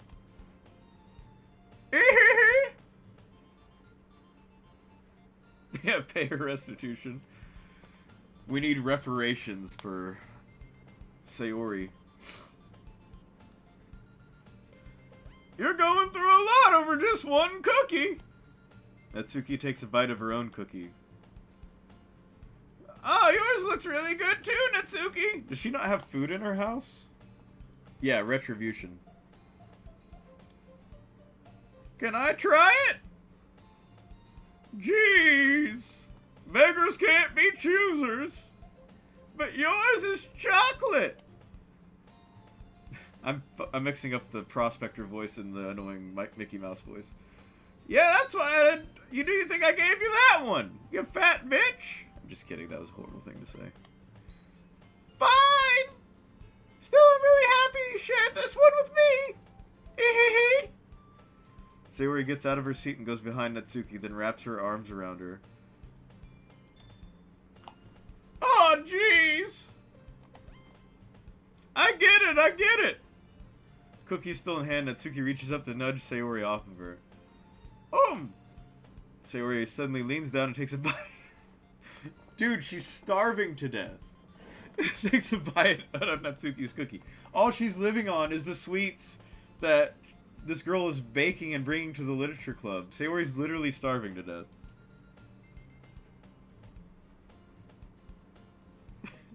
Is something Natsuki would say in an abridged anime.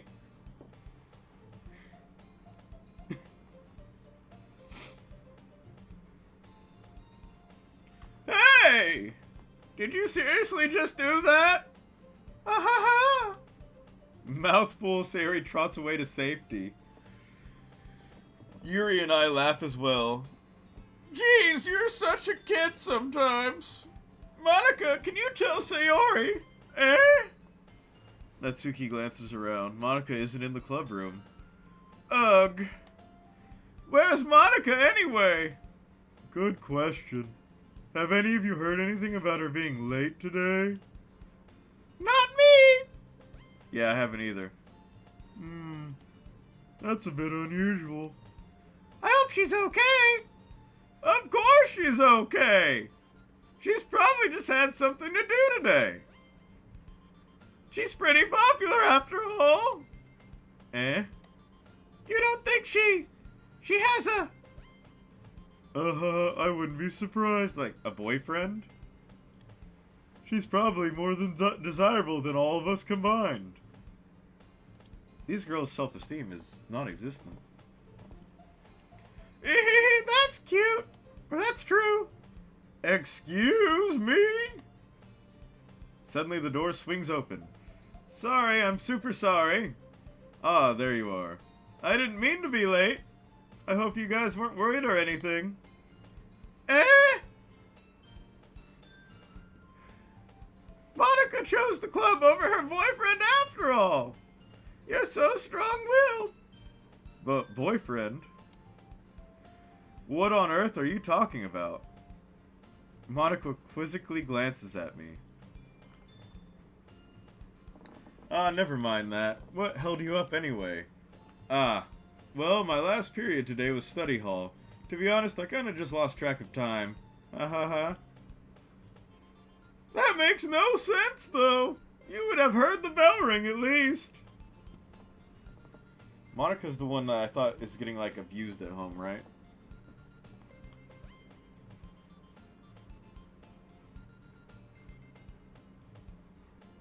I think... Yeah, piano. This is the first we're hearing about this. I think Monica's got, like, an abusive household.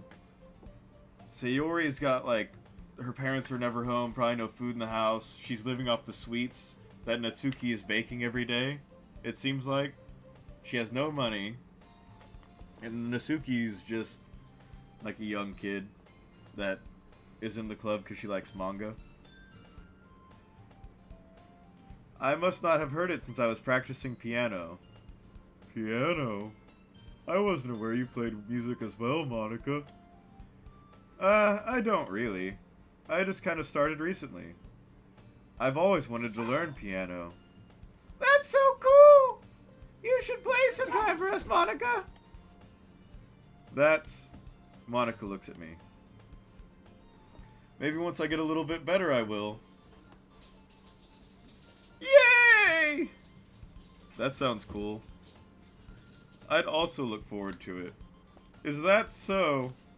In that case, I won't let you down, Davernack. Monica smiles sweetly. Ah, I didn't mean any pressure or anything like that. Actually, Sayori not getting fed wouldn't make sense.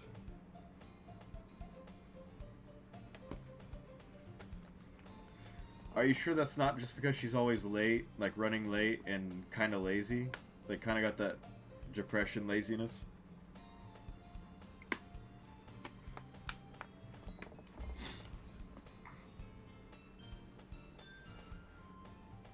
Ahaha, don't worry. I've been practicing a whole lot recently. And I'd really love the chance to share once I'm ready. I see. In that case, best of luck. Thanks. So I didn't miss anything, did I? Not really. I chose to leave out Sayori's mischievous escapade. I'm not sure Natsuki will end up complaining to her anyway. It looks like everyone has already settled down. Yeah, that's what I was saying. Like, I think she's, like, got nobody at home. Probably doesn't have a pet or anything. Sayori somehow already finished her entire cookie. Yuri's back to her book. See, she's already done with her cookie. That's what I'm saying, like... She's probably got those parents that are, like, always at work. Monica isn't in the poem minigame, you're right. Is it because she's, like, the club leader? Yuri is back to her book and Natsuki had disappeared into the closet.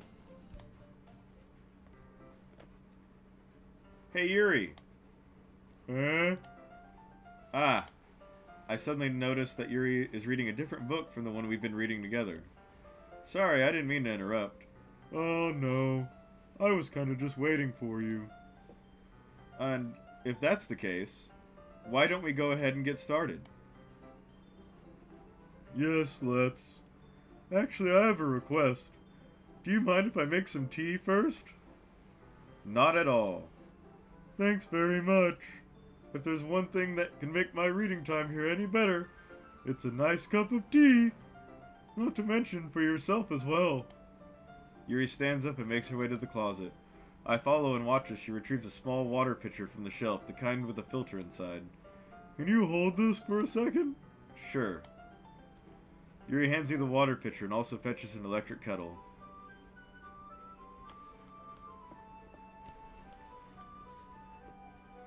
Maybe she's like the tutorial girl or something. She does say a writing tip every day. That is true. Maybe that's why you can't go after her in your poems. That might be true. Maybe like... Well, I don't know. We never see our poems. So what would the tutorial be for? Like, it's good, like, actual writing advice, but we're just selecting words. I'm going to unplug this in at the teacher's desk, and then we'll go get some water. Is it going to start a fire? She walks past me and sets the kettle down on the teacher's desk. I simply watch her movements. To my surprise, the way she moves really contrasts her speaking mannerisms. So what, she has good hand-eye coordination? Especially because of her long legs. Yuri appears elegant and methodical. Okay, may I have the water pitcher? Thanks, I'll be right back. I thought we were going. Oh, okay. I might as well walk with you. Yeah, why not? Shall we go then? Yeah. Where are you two off to? We're just... Yuri was going to make some tea, so... I suddenly realized how weird it sounds to explain this to Monica. Oh! No, I mean like an accidental fire is what I was talking about. Maybe Monica has a boyfriend is why you can't go after Monica in the poem creating thing. They were literally just talking about that. We're just filling the water pitcher. Ah, okay. Sorry, I was just a little curious. That's kind of a one-person job, isn't it? Wow, she really doesn't want me to go with her, huh? That's... Monica, please mind your own business for once. Or do you want to tell me there's something wrong with helping involve Davernack in club activities? My mouth gapes. I suppose there's nothing wrong with that. Then let's go, Davernack. Yuri quickly exits the room, and I follow. Okay. Once in the hallway, she suddenly puts her forehead against the wall. What? I spoke without thinking. How could I say something like that? What did she say that was wrong? Yuri? Something about the way she said that. It made me feel so irritated. What's wrong with me? No, Yuri, I don't think there's anything wrong with her. I mean, she just... Yeah. Wanted me to go with her to get some water for the tea. I think you did the right thing. I wasn't expecting it, but it's also not right for Monica to judge people like that. Well, like, this is like turning a molehill into a mountain, you know what I mean? Turning this anthill into, like, Mount Vesuvius or something. Davernack, how come even when I do something bad, you're being nice to me? Because nothing that you do is as bad as you make it seem in your head. Nobody's perfect. Pobody's nerfect. We have emotions, and we can't always hide them away. But you always amplify things in your head. Your mind turns a light rain shower into a hurricane. No. Wouldn't you hate me for something as terrible as that? Why would I hate you? I can't hate someone for having emotions. What kind of friend would do that? Friend, you say? Yuri lifts her head. Davernack, I really like being friends with you. Ahaha. Thanks, Yuri. I like being friends with you, too. I feel kind of awkward saying something like that, but I'm doing my best to help Yuri feel better. Anyway. Yeah.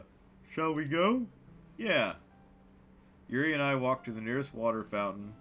Once we fill up the water pitcher, we return to the classroom. I just got friend zoned. I mean, Is what it is. Tavernac, do you like oolong tea? Never had oolong tea, I don't think. Yeah. Anything is fine. Very well. Yuri sets the temperature on the kettle to 200 degrees. Now it's time to get the teapot. We gotta go somewhere else with the teapot?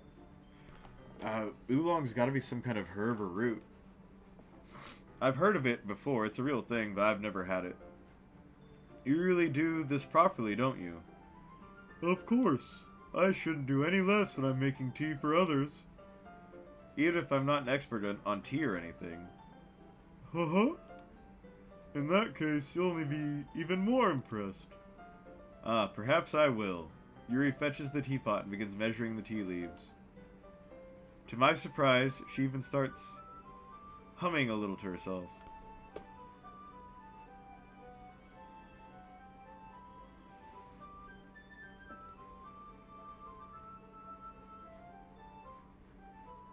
Oh, well thanks. I didn't know any of that.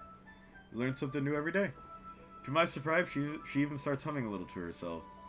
You must be in a good mood now. Is that so? I was letting it show. And you noticed. I was doing a bit of thinking, and I decided that I would try expressing myself a little bit more. It turns out it's not very hard for me to do. Well, that's good. That's character development. When it's you who's around anyway. Oh, maybe I didn't get friend-zoned. You think of that? Ah, that's great, Yuri. Just don't push yourself too much. You're always worrying about me, Davernac. It's very endearing. Yuri wasn't kidding. I don't even know if I can keep up with this. I watch Yuri pour a cup of tea for each of us. Davernac, I have another request. Do you mind if we sit on the floor today? Oolong sounds like a type of snail.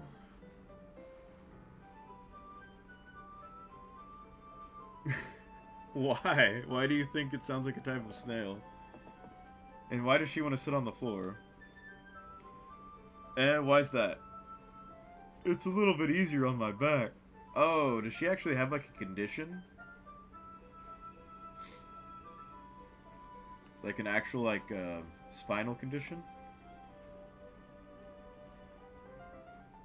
I can read with my back against the wall rather than bending over at my desk. Ah, sorry, I didn't realize. I didn't realize it myself. No worries. I just have back pain fairly regularly, so I do my best to manage it. Interesting. Is that so? I wonder why that is. It's most likely because of your posture, right? Always hunched over like that while reading? Yes. Okay. So, going back to what I said earlier, yeah, you gotta work on posture. I'm hunched over myself, so I don't know who I'm talking to. I have terrible reading posture. Same. So that's why we should sit on the floor. You know what? Next time I read a book, I'll try sitting up against the wall. Fair enough. I'll go ahead and get the book. I retrieved the book from my bag. She was about to say because of her chest. Well, they said that, since I joined the class, the next day, they suddenly got bigger. So, I'm thinking there's, some paper stuffing going on situation, you know what I mean? I have some chocolate as well. Oh, don't let Sayori hear that. It's a bag of small chocolate candies that I kept hidden from Sayori's candy radar. I take it since it'll go well with the tea. Yuri and I sit against the wall, teacups at our sides. As if in sync, we assume the same reading position as last time, each holding one half of the book. Except this time, our bodies are even closer to each other. Yeah, that's what she accused her of, right? I can't see too well. Probably eye strain. She's getting bad posture and eye strain from all the reading. You got everything in moderation, Yuri. Yuri slides closer until our shoulders are touching. I mean... And it is not true. Okay. I guess you just hit puberty the day I joined the club. I mean, their shoulders are touching. I'm not sure if that's really, like, her trying to be intimate or if she literally just has, like, nearsightedness. How am I supposed to focus on reading like this? Yuri was always kind of cute, but when she's being less apprehensive, it's almost more than I can handle. Your teacup. Yuri hands me my teacup. Holding it with my hand that's not holding the book, I end up in a position that makes it even harder to focus. So, he's holding the book with one hand, the teacup with the other. They're shoulder to shoulder. That is an awkward reading position. I don't think I could do that. Because now I need to worry about making sure I don't accidentally touch her chest. How is he holding? I'm one of the oldest ones here. Okay, Yuri. Explain what happened. Drinking teacups while I lay on her B cups.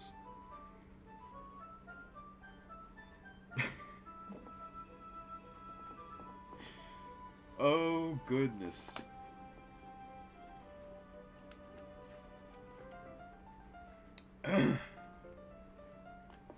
Okay. Meanwhile, Yuri hasn't noticed a single thing. She wears her intense reading expression, and I can only presume the world around her has faded away. I use all of my willpower to focus on reading. After a few minutes, I finally manage to relax a little. I put the teacup between my legs and fumble with the chocolate wrapper. So they are still holding the same book, right? I don't know if I missed something, because last time they were reading together, they were both holding one side of the book.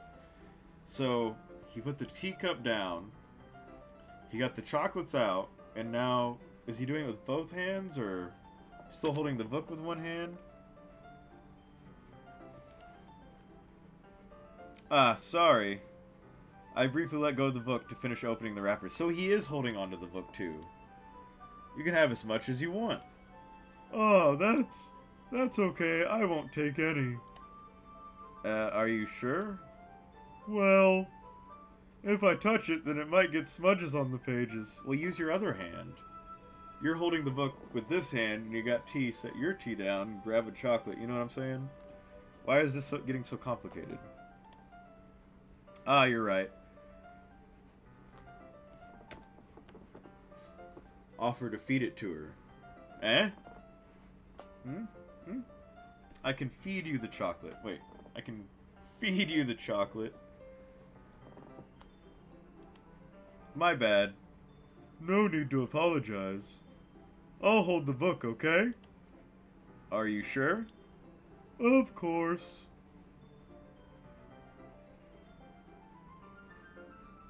Yuri opens the book with both hands. That's exactly what he's gonna do? Have you played this before? She holds it so that I don't have any harder of a time reading from it.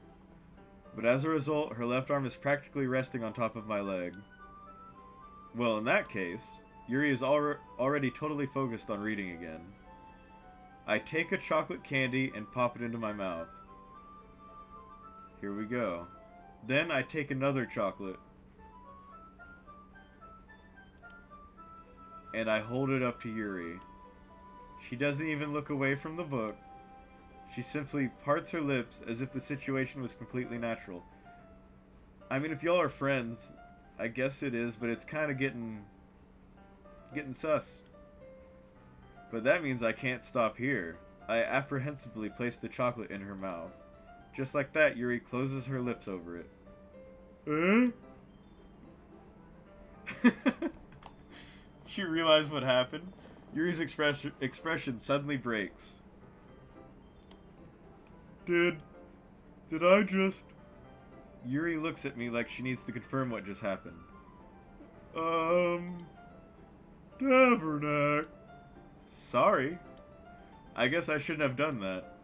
Oh, well, You were just helping. That's something that friends do. Right. But also we gotta remember that the protagonist is like a gooner guy. So I think the protagonist is probably gonna read more into this. Right? I mean, not really in this kind of context, but yeah. That's all it was.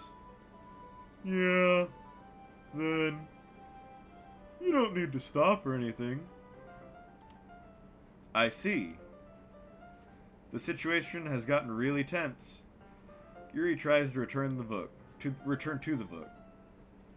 But I can tell, just by her expression, that even she can't focus now.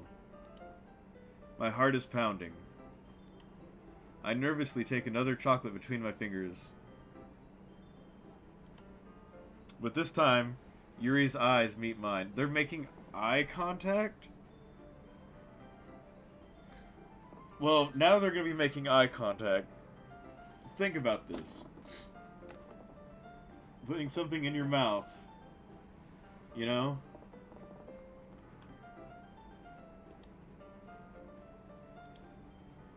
How did it even come to this? Yuri doesn't avert her gaze. I notice her chest rising and falling into the rhythm of her breaths.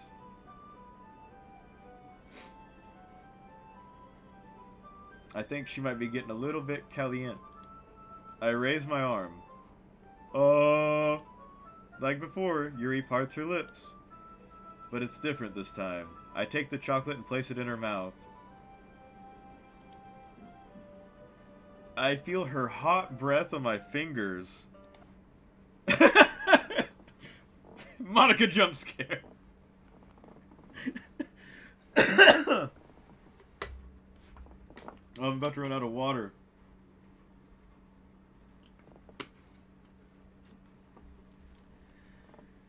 Okay, everyone. Oh, Yuri jolts back. Yeah, she ruined the moment. It's time to share poems. Oh, I forgot about the poems. Davernac, you can help Yuri put away the tea stuff, right? Yeah, of course. Okay, thanks. The spell is abruptly broken. Wow. The girl with a boyfriend cock-blocked us? Oh, shit. Oh. I'll take care of the cups. Yeah. Yuri picks up the teacups from the floor. I pick up the bag of chocolates. In the end, we hastily clean up without so much as a word between us. Do you think Monaco is like watching from across the room? I get the feeling this is something neither of us will have the courage to bring up. Well, we know Yuri probably won't. Who should I show my poem to first? Did we just get Natsuki out of the way?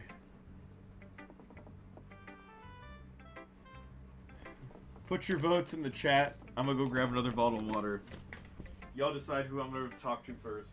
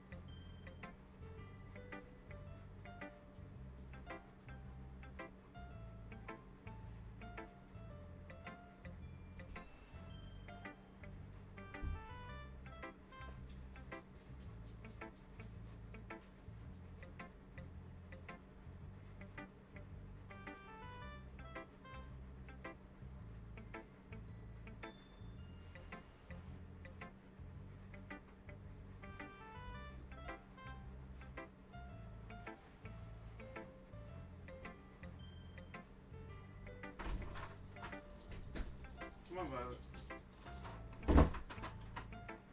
Alright. Let's see. Who did y'all choose?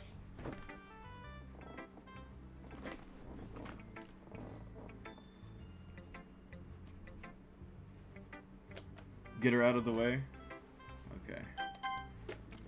I had to get some more water and let my dog back in.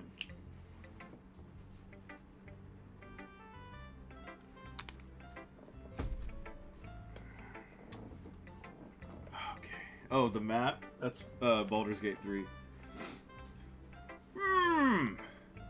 Well, I can admit, that's better than the last one. It's nice to see that you're putting in some effort. That's good. But I still don't like this at all. It's trying too hard to be serious. What do you mean by that? Poems don't need to be all deep sounding to express something. I mean, she's not wrong, but she's not right. It's going to just sound like you're forcing it, unless you really don't suck at it. Honestly, don't bother trying to write poems like this until you're on Yuri's level. Natsuki stopped short all of a sudden. Don't tell me! Eh? You're not just trying to impress Yuri, are you? What are you talking about? And keep your voice down. You know Yuri would love this kind of... this angsty... Just because she's a talented writer doesn't mean... I mean... You... Looks like I'm in trouble. I somehow struck a nerve.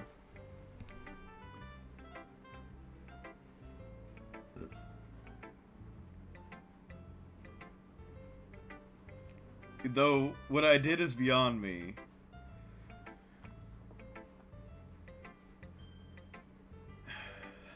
I'm really getting the suspicion.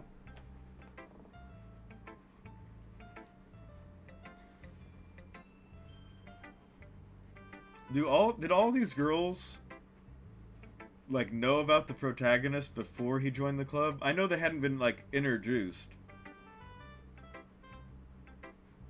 But this is getting very strange. I am so done with you! Natsuki shoves the poem I handed her back over to me. Take your stupid poem! If you wrote it for someone else, just don't show it to me! Ouch. This is what I get for letting a younger girl step into my business.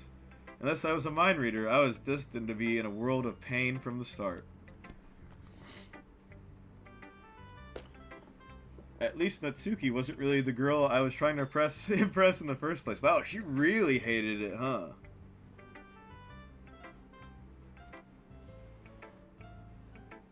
Alright. Monica next. Hi again, Davernack. How's the writing going? Alright, I guess. I'll take that, as long as it's not going bad. I'm happy that you're applying yourself. Maybe soon you'll come up with a masterpiece. I wouldn't count on that. You never know. Want to share what you wrote for today? Sure, here you go. I give my poem to Monica. Alright! This one's good. It feels like you're not only getting more comfortable with your style, but the imagery is better than the last one I read. Just wondering, but have you been finding inspiration in Yuri's writing style? So they're all, like, the jig is up. Like, they all they're all reading between the lines. They all see what's happening. If I keep only trying to write poems... Also, one thing. I really wish that, like, you know, when you chose the words, there was, like, some kind of, like, RNG random poem generator they had put in the game, so it would actually show you a poem you wrote. Like, I guess with ChatGPT or something you could do that. But, I don't know. Yeah. If I keep only trying to impress Yuri, is something bad gonna happen, do you think?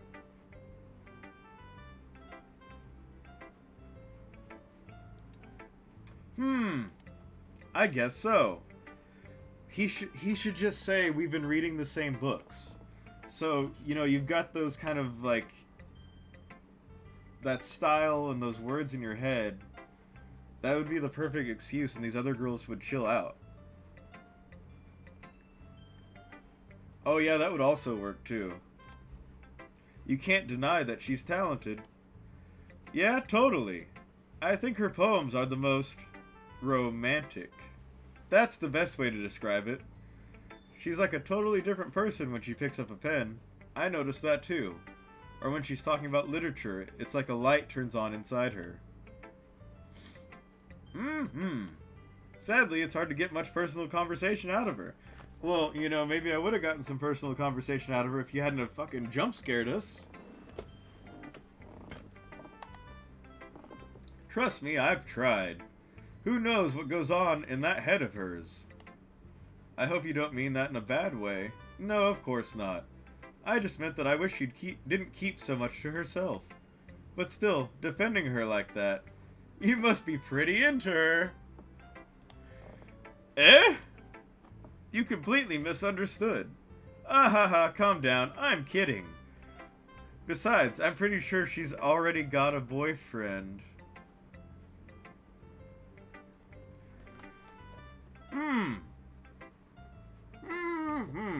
Interesting. Wait, really? Yeah, a fictional one. Oh. A fictional boyfriend. Why would you bring that up? Monica kind of whispers that last part to me. It's just a hunch, but... Well, there's not really anything wrong with that. Oh, well, I know. I was just saying.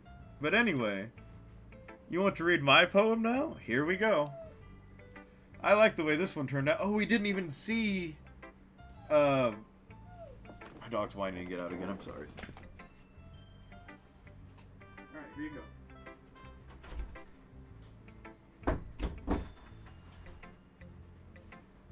Alright. Okay. I like the way this one turned out, so I hope you do too. But we didn't even see Natsuki's poem. She got so mad when she read ours. Which might be for the best, you know? Alright, let's take a look. Uh-oh. Save me. The colors, they won't stop. Bright, beautiful colors. Flashing, expanding, piercing. Red, green, blue, an endless cacophony of meaningless noise. The noise, it won't stop. Violent, grating waveform. Squeaking, screeching, piercing. Sine, cosine, tangent. Like playing a chalkboard on a turntable. Like playing a vinyl on a pizza crust. An endless poem of meaninglessness. Of meaningless. Yeah, that's a little extreme.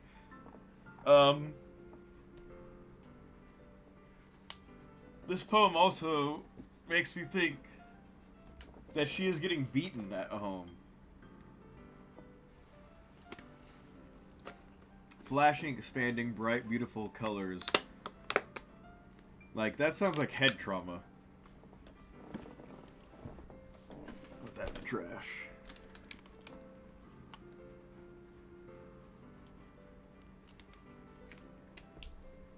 Well. It's even more abstract than your last one, huh? Yeah, abstract. I guess it's just the way I write. I'm sorry if you don't like it. No, I never said that. It's just the kind of thing I've never really seen before, I guess. This is supposed to be the literature club. Why are we just writing poems every day?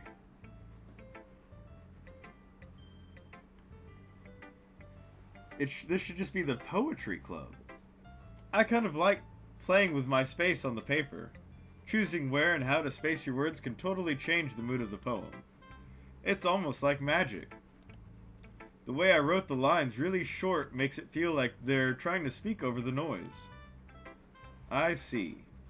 It's still hard for me to tell what it's about, though. Sometimes asking what a poem about isn't the right question. A poem can be as abstract as a physical expression of a feeling,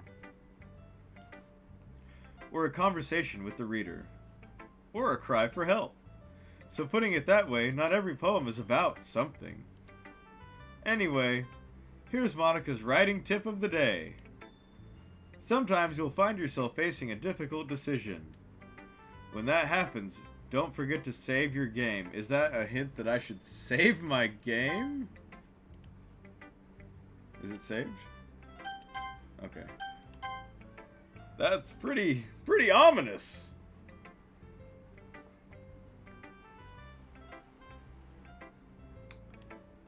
You never know when you might change your mind.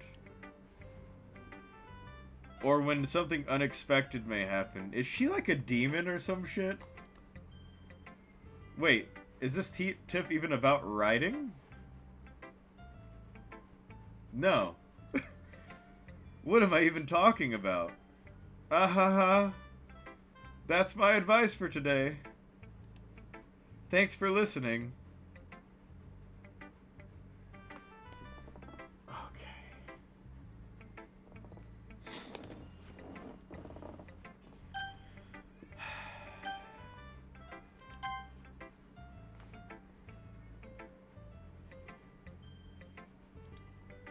Hopefully she's too tired from hunger to talk a lot today. Ooh! I like this one, Davernack! It has some nice feelings in it! Ah, I'm glad. Does that mean it's better than yesterday's? Let me think. I don't know. I guess I like them both. That's not very helpful, you know. Well, I'm not very good at figuring out if poems are good or bad. But that's why I just go by my heart. If it makes me feel things, then it must be a good poem. I'm not sure that's exactly how it works. Then again, I guess conveying feelings is a pretty important part of this whole thing. Yeah, maybe. Honestly, I don't even know what kind of writing you like in the first place. Yeah! Me neither! Ugh. Why don't you at least try giving it some thought? You want me to write something for me? That's so sweet. Yeah, right. But you're always thinking about other people. You need to think about yourself once in a while. If you don't, you might end up getting hurt at some point. Well, I don't really know what you mean, but I'll try to keep it in mind. Well, whatever. He's such a dick. Anyway, let's see. I guess I like happy poems. Wait, sometimes I like sad poems too. Sometimes a little of both. There's a word for that, right? What's the word I'm looking for? Emo. The word is emo. Bittersweet. Yeah. I like things that are happy. And things that are sad. Happy and sad? I can't see you liking something sad, Sayori. Well, I like happy the most. But sometimes when you have a little rain cloud in your head, Told you depression. a sad poem can help give the rain cloud a little hug and make a nice happy rainbow. Sayori, that's unexpectedly poetic. It is? Yeah, write that shit down. Maybe I'm getting better at expressing my feelings after all. Thanks, Davernack. I should go write that down then. You can read my poem now, okay? Oh, no. The twit longer.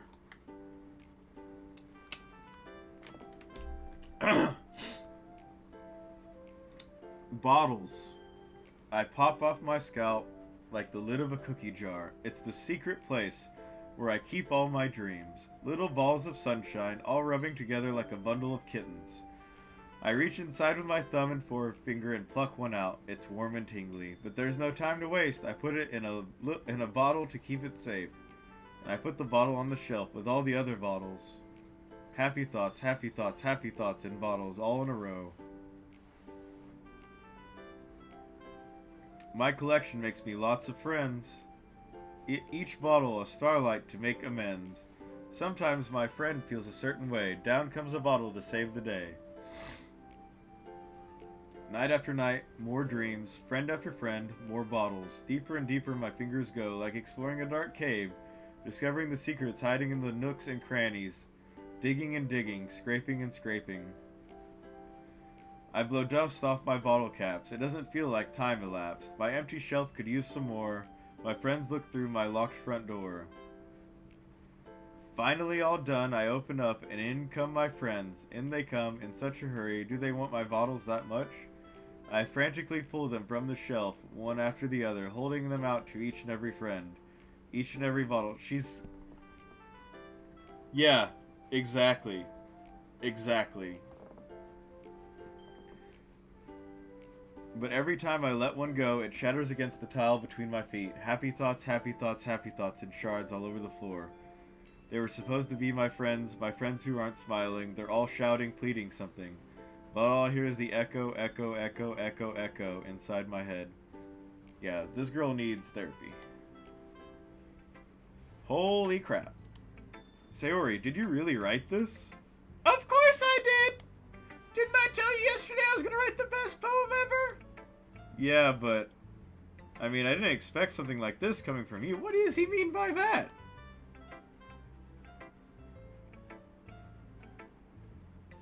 Monica taught me a whole lot, and I've been really in touch with my feelings recently. I see that. Don't call her creepy, dude. You're an idiot. It's almost kind of creepy. Creepy? Well, not exactly. Maybe because I'm so used to you being cheerful. Well, never mind.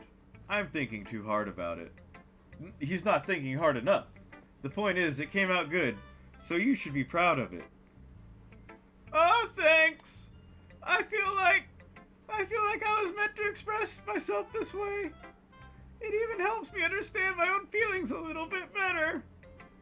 Writing is like magic. You've gotten pretty passionate about this, huh?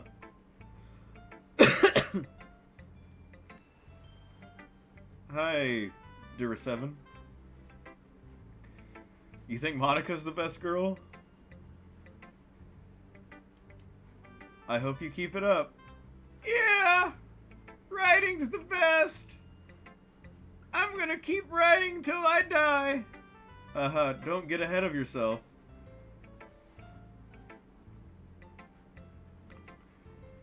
Sayori's always had a habit of getting obsessed with something before dropping it no more than a week later. I wonder if this is one of those times. But seeing the passion in her eyes, it makes it hard for me to be pessimistic. Who should I show my poem to next? We saved the best for last.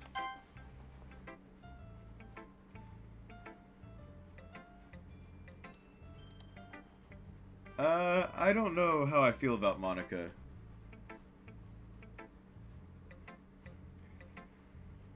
Let's see what you've written for today.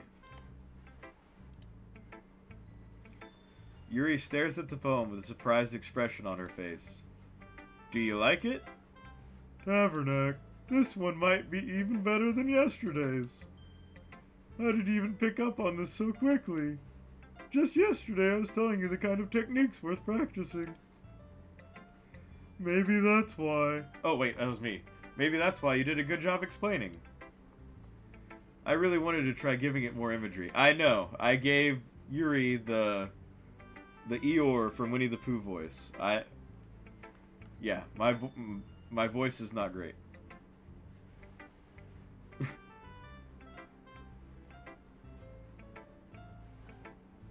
What do I think about it so far? Concerned.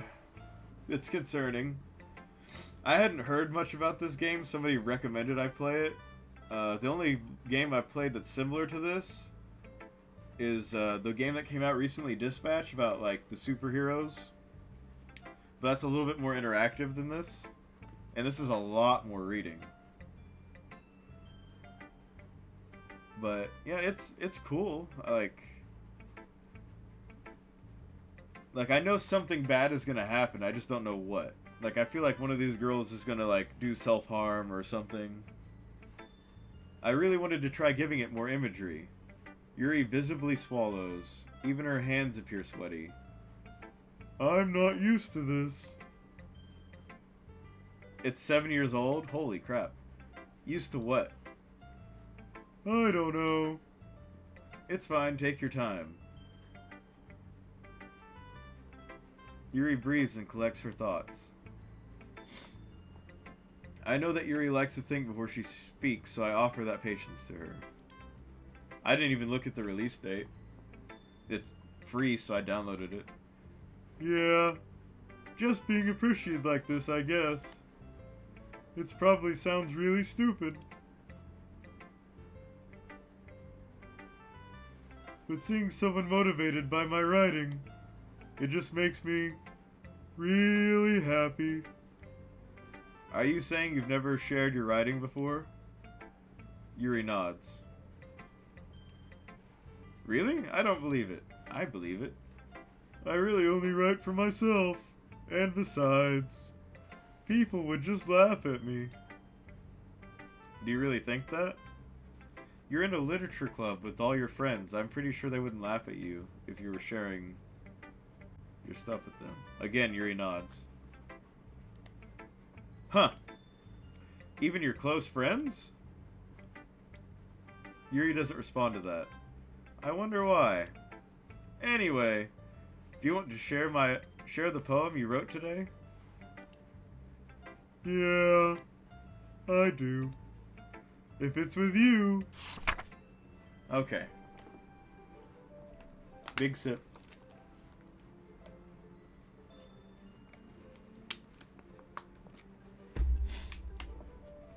The raccoon.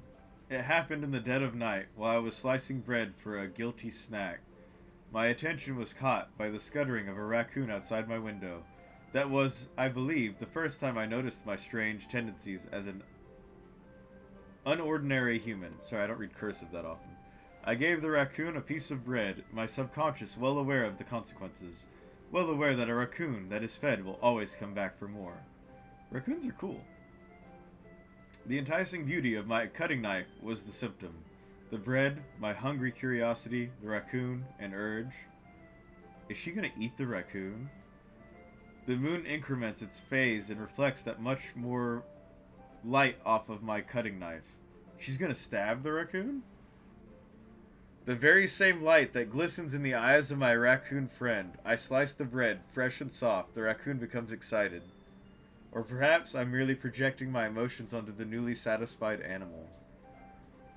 The raccoon has taken to following me. You could say that we've gotten quite used to each other. The raccoon becomes hungry more and more frequently.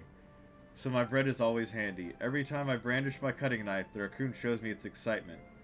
A rush of blood. Classic Pavlovian conditioning. I slice the bread, and I feed myself again. Wait, is she the raccoon?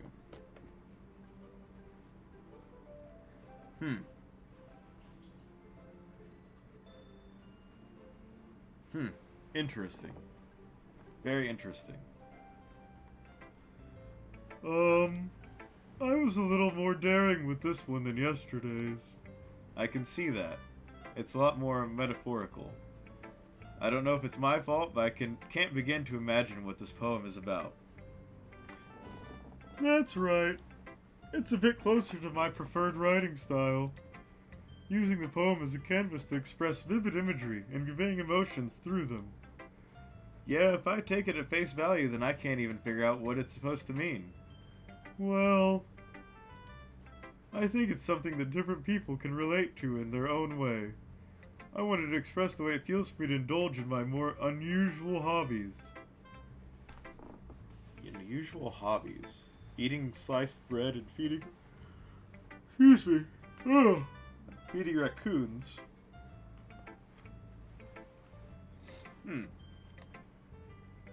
It's those sorts of things I'm usually forced to keep to myself. So I sometimes enjoy writing about them. Why do you keep them to yourself? Because they're embarrassing. And people would make fun of me. I What happened to this girl to think everyone's gonna make fun of you for everything? Don't you have anything like that, Davernight?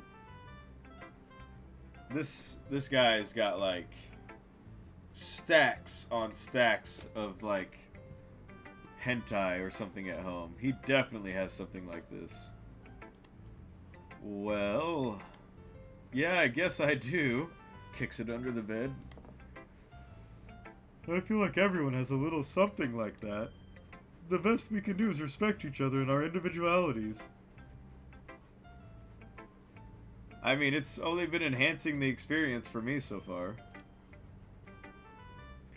Even if it's difficult sometimes, and some things make us uncomfortable. After all, if I hadn't learned to embrace my own weirdness, I would probably hate myself.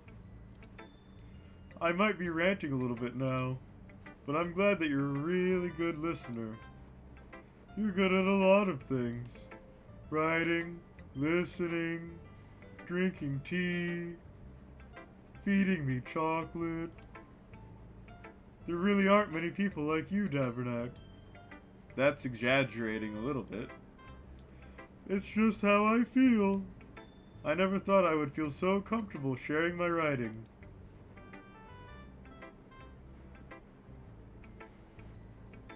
No, nobody's gave me any spoilers yet, thankfully. But now, I almost feel like I look forward to it. It's just a really nice feeling. And you're to thank for that. It's nothing... Oh, wait, that's me. It's nothing, really. Yuri smiles sincerely at me. For just a moment, her timidness seems to disappear. Goodness. Okay, everyone. We're all done reading each other's poems, right? I have something extra planned today. So if everyone could come sit at the front of the room.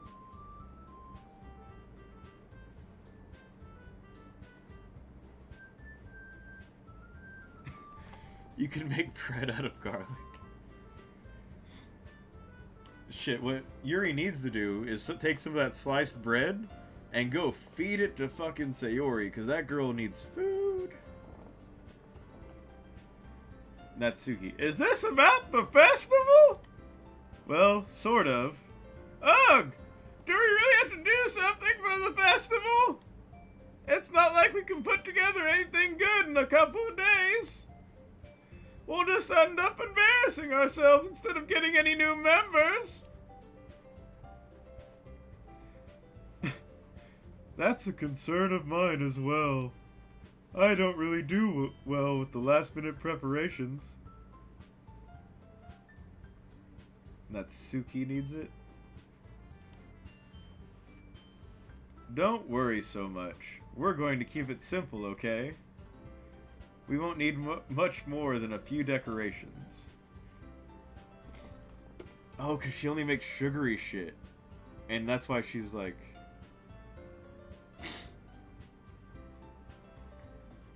We're talking about your bread because we wanted you to share it with the starving girl. Sayori has been working on posters, and I've designed some pamphlets we can give out during the event. Okay, that's great and all, but that doesn't tell us... Oh, God. What we're actually going to be doing for this event. Your cake. Whoa, whoa, whoa. Calm down. Ah, sorry, I thought you heard about it already. We're going to be performing. Performing? Monica.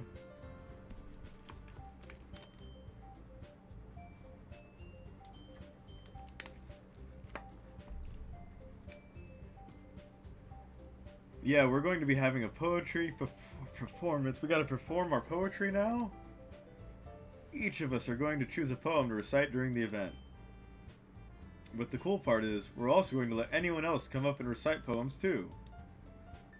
It's poetry club, it's not literature club. Sayori's putting it on all the posters in case anyone wants to prepare ahead of time.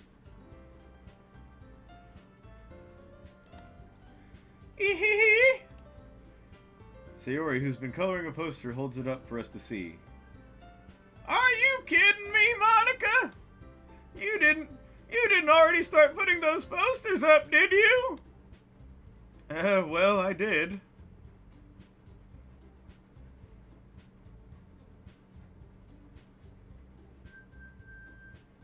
Oh, the fact that Nasuke is like a foot shorter than everyone and always has sweets, so I figured she's probably malnourished. Yeah, we've already deduced that Sayori's depressed. I think Monica might be getting like beaten by somebody at her house. I'm not sure about Nasuke, other than she likes manga. And Yuri, I'm not so sure if like she is like a serial killer. Do you really think it's that bad of an idea? Well, no! It's not a bad idea! But I didn't sign up for this, you know! There's no way I'm going to be performing in front of a group of people like that!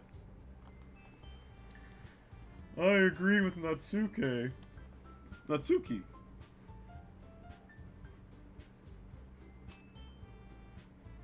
No, I read that and deduced that on my own. That Sayori's got the big sad.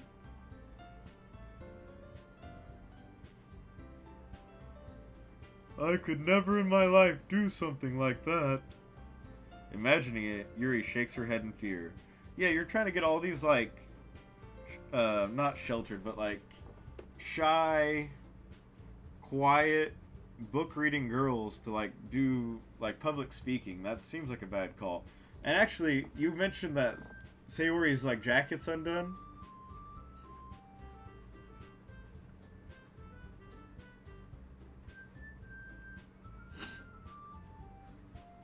Look at her shirt. Like it's not even buttoned up right. Her bow's not tight. Like this girl is disheveled. Guys! No, Sayori. I understand where they're coming from. Remember that Natsuke and Yuri have never shared their poems with anyone until just a couple of days ago. It's a lot to ask for them to recite their poems out loud to a whole room full of people. I guess I kind of overlooked that. Natsuki, sorry. They're all 18? I hope so, but they literally said this one was like younger and a freshman, so I don't know. I'll take your word for it, but I'm not going to say anything inappropriate about what could be a 13-year-old. So I'm sorry. But I still think we should give it our best. We're the only ones responsible for the fate of this club. If we start the event and each put on a good performance, then it will inspire others to do the same. And the more people who perform, the better we'll be able to show everyone what literature is all about. Oh, so they're all 18 plus, so like Yuri's like early 20s. The cups for the tea.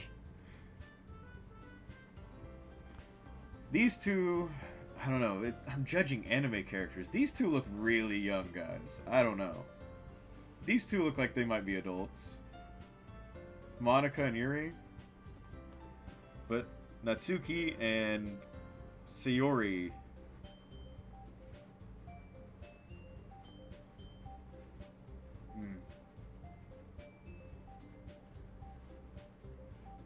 Anyways. Yeah! It's about expressing your feelings, ho-ho! Being intimate with yourself.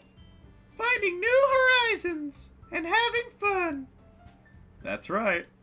And it's those reasons that we're all in this club today. Don't you want to share that with others? To inspire them to find the same feelings that brought you here in the first place. I know you do. I know we all do. And if all it takes is standing... Wait. I just had an epiphany.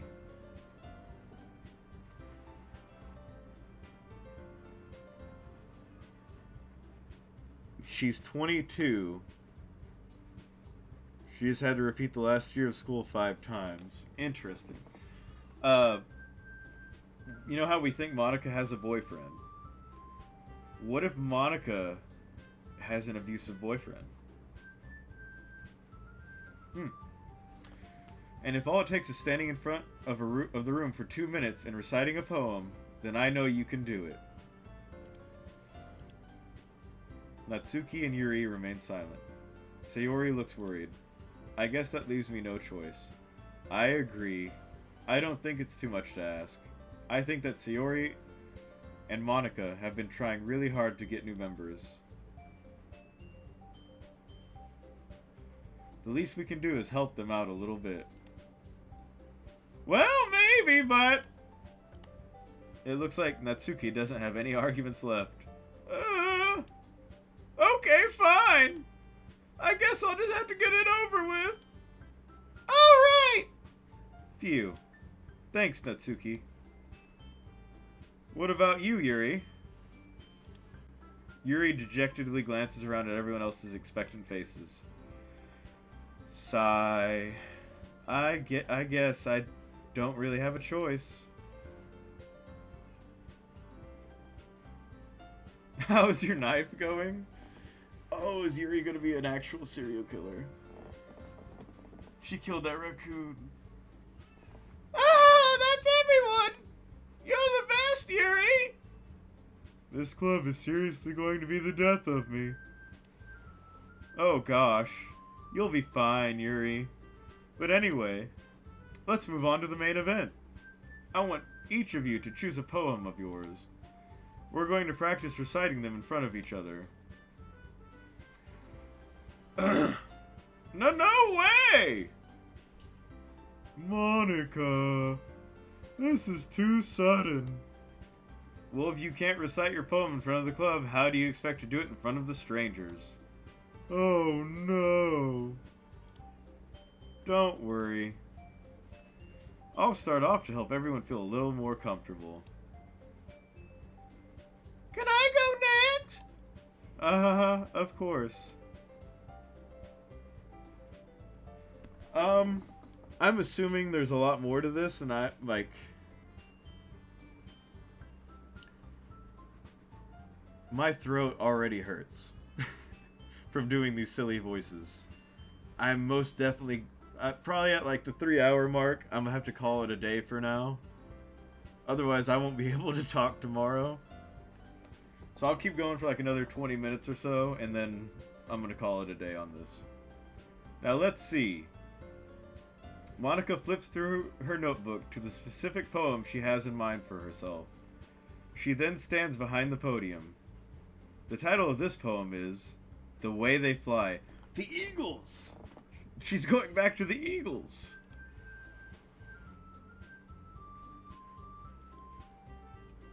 Ahem. Monica begins reciting her poem. Her clear, confident voice fills the room.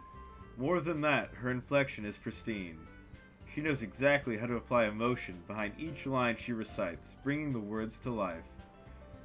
Is this something she's done before, or is she simply a natural? Oh, it's a 9-hour game? Okay, that's good to know. I'll probably strive for that, yeah. I glance around me. Everyone has their eyes on Monica. Sayori looks amazed. Yuri has an intense expression on her face that I don't understand. She's jealous. Finally, Monica finishes the recitation. The 4 of us applaud. Monica takes a deep breath and smiles. That was so good, Monica! Thank you very much. I was just hoping to set a good example. Are you ready to go next, Sayori? I'll go next. That's as loud as I could make it. What? Yuri's fired up all of a sudden. Yuri clutches a sheet of paper between her hands and stands up. Keeping her head down, she walks quickly over to the podium. This poem is called... Yuri anxiously glances at each of us. You can do it, Yuri! From the back. It's called After Image of a Crimson Eye. Forget the knife. She's about to cut herself on all that edge.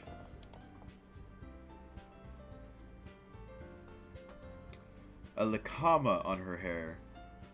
What is a lakama? And where is it? This little purple thing? Is that a hairstyle? Oh, you got me. Lakama balls, you got me. Huh, that's funny. I thought it was like a real thing too. Totally got me. Yuri's voice shakes as she starts reading the poem.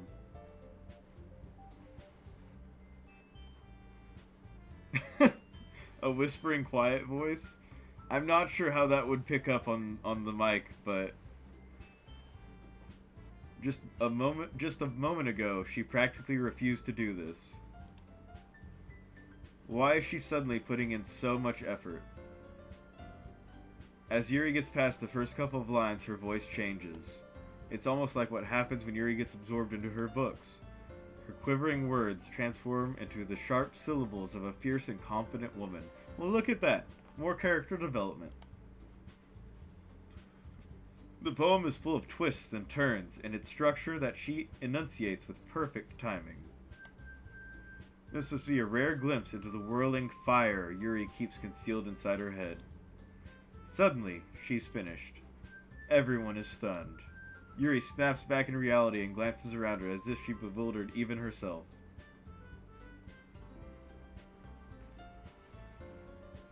Oh, that's really cool. You really do learn something every day.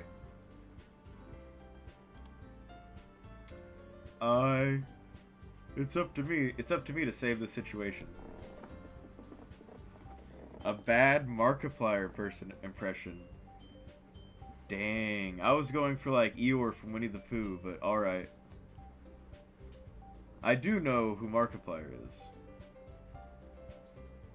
I'm the first to start applauding. Everyone joins me afterward, and we give Yuri the recognition she deserves. It's not that we didn't want to applaud for her, but we were caught so off guard that we must have forgotten. As we applaud, Yuri holds the poem to her chest and rushes back into her seat. Yuri, that was really good.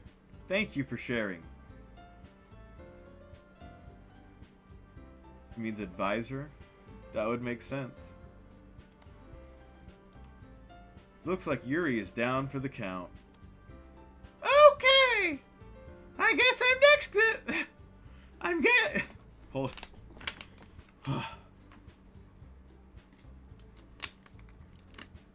I guess I'm next then. Ho ho! Sayori hops out of her chair and cheerfully walks to the podium. This one's called My Meadow.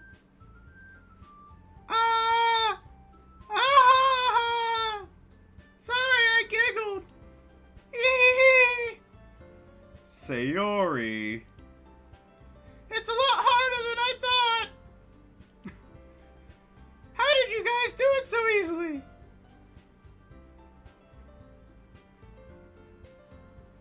Yeah, she's our little sunshine, but yet, when the sun sets, she leaves no brightness for herself. Ah, try not to think of it like you're reciting to other people. Imagine you're reciting it to yourself, like in front of a mirror or in your own head.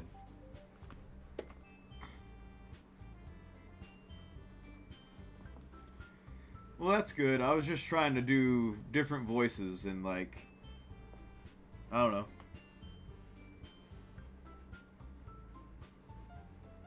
Welcome back. What kind of pizza did you get? It's your poem, so it'll come out the best that way. I see. Pepperoni. Nice. Okay then. Sayori begins her poem. Somehow it feels like her soft voice was made as a perfect match. The poem isn't aimlessly cheery like Sayori is. It's serene and bittersweet. If I were to read this on paper, I probably wouldn't think much of it. But hearing it come from Sayori's voice almost gives it a whole new meaning. Maybe this is what Sayori meant when she said she likes my poems. It's like I get to reach more deeply into someone I thought I knew through and through. Sayori finishes, and we applaud. I did it! Good job, Sayori. Even Devernack liked it. I guess that's a good sign. Huh? What does that even mean? It came out nicely, Sayori.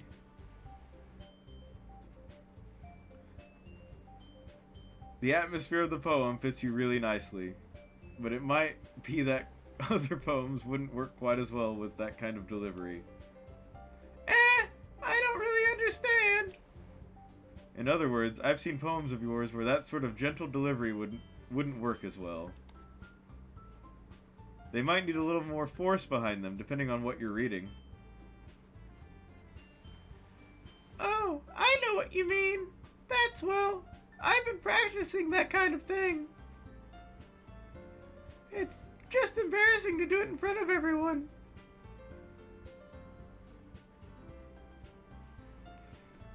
This is like the first game I've ever played where I've tried to do voices. I can hear myself, so I know how horrible they sound. And, you know, it is what it is. It's just embarrassing to do it in front of everyone.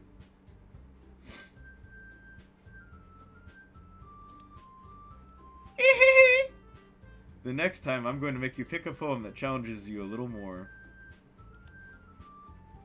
We don't have much time before the festival, you know? Okay. Now, who's next? Natsuki? Don't make me go out before Davernack. I don't know. Redneck is what I'm going for Natsuki. It's not like I can compare to you guys anyway. Might as well let Davernack lower everyone's standards a little before I have to do it. Natsuki! It's fine, it's fine. I might as well get it over with. But it's not like I have much of a selection of what to read. I'll just have to go with what I wrote for today. Did I actually get to see the poem? I stand up, and everyone has their eyes on me, making me feel terribly awkward. I recite my poem. Since I'm not exactly confident in my own writing, it's hard to put energy into it. Despite that... Damn, you still don't get to see what we write? Despite that, once I finish, I receive applause anyway. Sorry, I'm not really as good as everyone else. Don't worry about it so much. I think it's less about your abilities and more about your lack of confidence in your writing. That's something that'll improve over time, though. Yeah, maybe. Alright then. That just leaves you, Natsuki. Yeah. I'm going. Natsuki begrudgingly gets out of her seat and makes her way to the podium.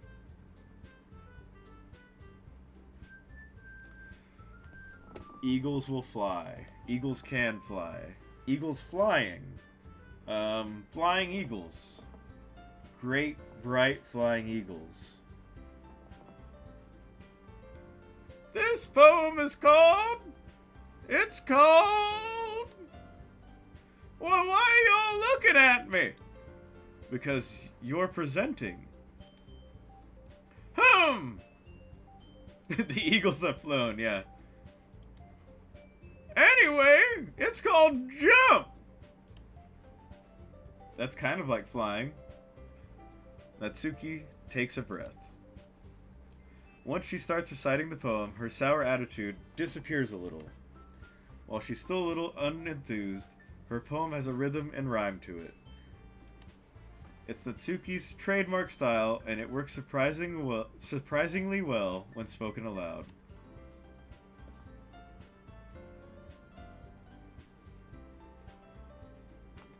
The words feel like they bounce up and down as if giving life to the poem.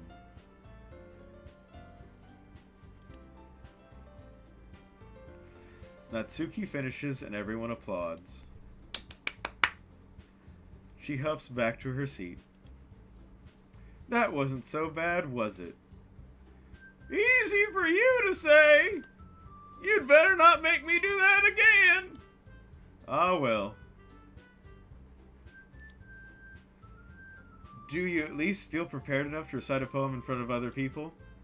I mean, doing it in front of other people will be way easier. I can put on whatever face I want for other people.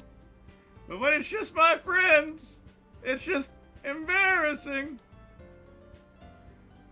That's a surprise, Natsuki! I think it would be the other way around for me! Well, that's just how it is, so... Well, I guess in that case, you won't have to worry much about... You won't have much to worry about for the festival.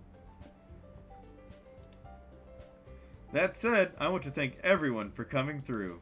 It might be hard, but I hope that you all have an idea of what it's like now. Make sure you pick up a poem and get enough practice before the festival, okay? Are we going to make a poem just for the festival, too? I'll be making pamphlets so that we know ahead of time what you'll be reciting. Jeez, I should probably find some other poem to recite instead. That's fine, too. It doesn't have to be your own. I'm already pleasantly surprised that you're putting in all this effort for the club. It makes me really happy. Throws her ass in a circle. Ah, yeah, no problem. Okay, everyone. I think that's about it for today. I know the festival's coming up, but let's try to write poems for tomorrow as well. It's been working out really nicely so far, so I'd like to continue that. As for the festival, we'll be finishing planning tomorrow, and then we'll have the weekend to prepare. Monday's the big day. I can't wait! I can do this. I can do this. Alright. I stand up. There's no way I'll be able to find the same enthusiasm as Sayori and Monica, but I'll do my best to get through it. If it's for the sake of the club. And impressing Monica. Why do I care about impressing Monica? Because she's the club president? Then I'll have to do my best. Ready to go! Oh wait, no, it's me. Ready to go, Sayori? Yep! Look at you! Two always going home together like that! It's kind of adorable, isn't it? Jeez, guys. Don't make such a big deal out of it. It must be a little nice, though. Well, how am I supposed to respond to that? It's okay, Davernack. You don't have to say it. Whatever, let's go already. Ready to go, Sayori? Please be gentle. What? I walk home with Sayori once more. Even though it's only been a few days, a lot of things have already changed. But today, Sayori is being a little quieter than usual on the way home. Hey, Sayori! Sorry, I was spacing out. Ah, no wonder. I was thinking about something from earlier. I like how we get to, Sayori fumbles with her words. So let's just say that one day, Yuri asked to walk home with you. Huh? What would you do? What kind of question is that? You're kind of putting me on the spot here.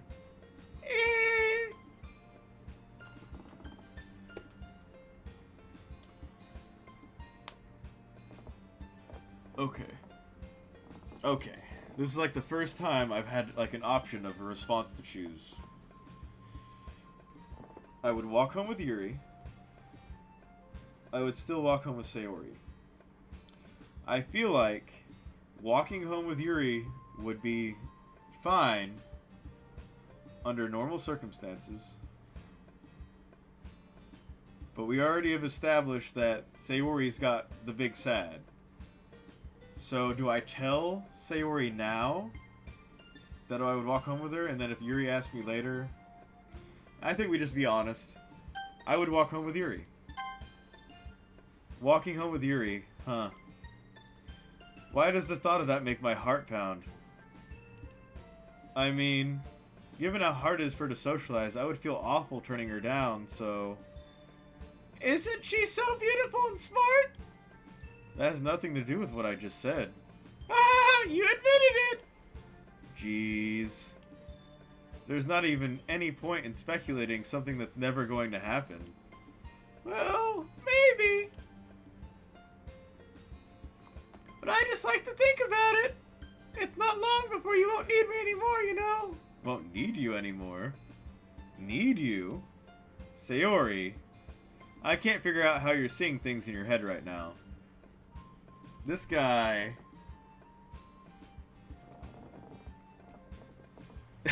Simping after Yuri? No, I originally chose her just because she has purple hair and purple's my favorite color. And I honestly wanted to see how Sayori would react. And it's going pretty much how I thought it was going to go. Sorry! Everyone is different. Nobody in the club is a replacement for you.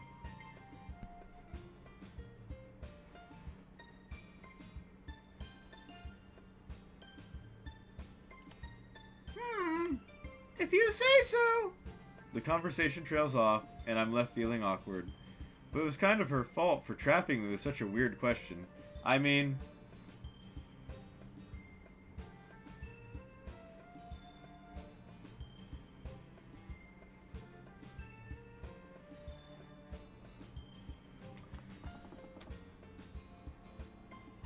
She kind of did draw a line in the sand, I guess. I can't just lie to her. That's another reason I chose Yuri, because, I mean, I would walk home with Yuri just to see how differently it goes. But if there's something that makes her happy, I would hate to take that away from her. So keep walking with Sayori home every day. It seems to make her happy.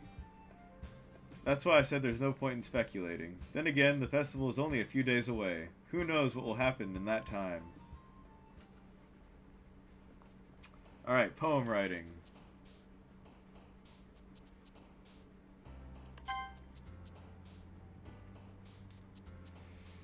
Frightening.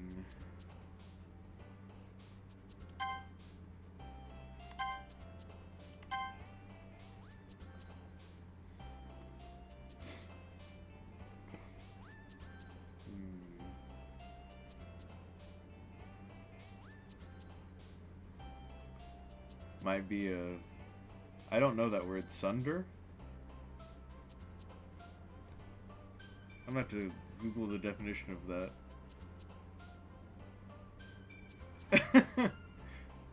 I mean, I started off, should I go for somebody else? I don't know. Secretive, playground, melody, tragedy, inferno, unending, fantasy, extraordinary, massacre, infinite. Who likes depression? I bet it's gonna be Sayori. Yeah.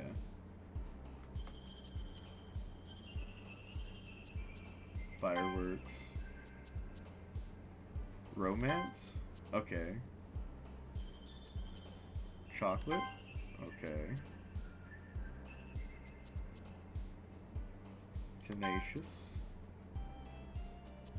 Variance. Heaven sent. Okay. That was it. Oh man. I'm the last one here again. Well, stop smooching your boyfriend out in the hallway and you'd get here on time. Don't worry, I just walked in too. Were you practicing piano again? Yeah. Ahaha. You must have a lot of determination.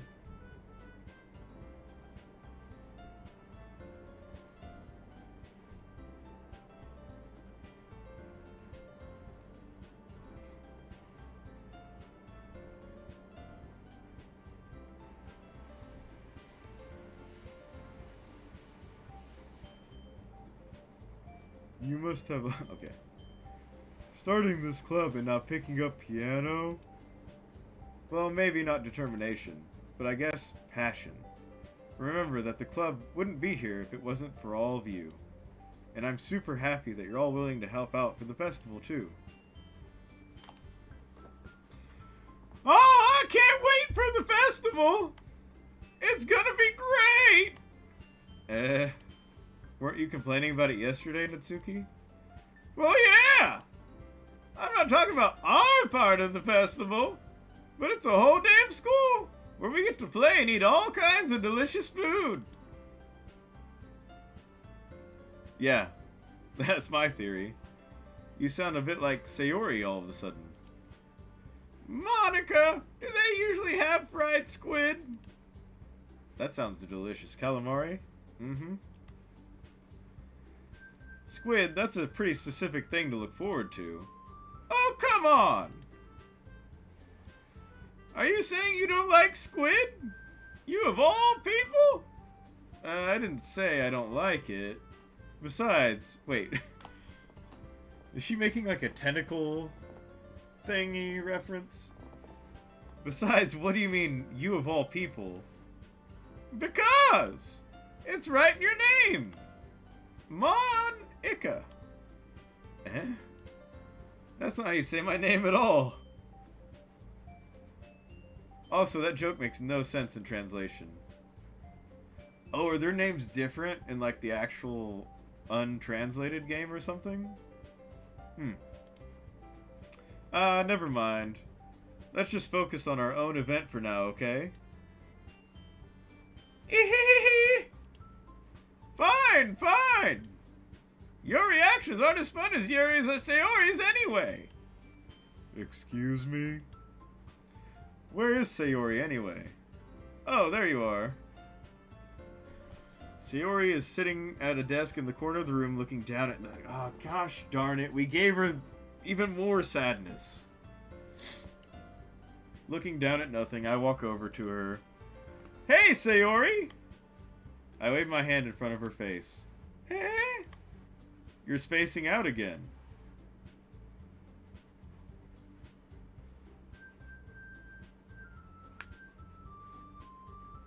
That's true. That's true, Eric. Sorry. Don't mind me. You can go talk to everyone else. Huh? Is everything alright? Oh, of course. She's out of bottles. She's out of little bottles of happiness and sunshine. Why wouldn't it be? It just feels like you're a little off. Sorry for assuming things. Jeez, you worry too much about me. I'm fine, see? little hop. Sayori shows me a big smile. Don't let me distract you from having fun with everyone else.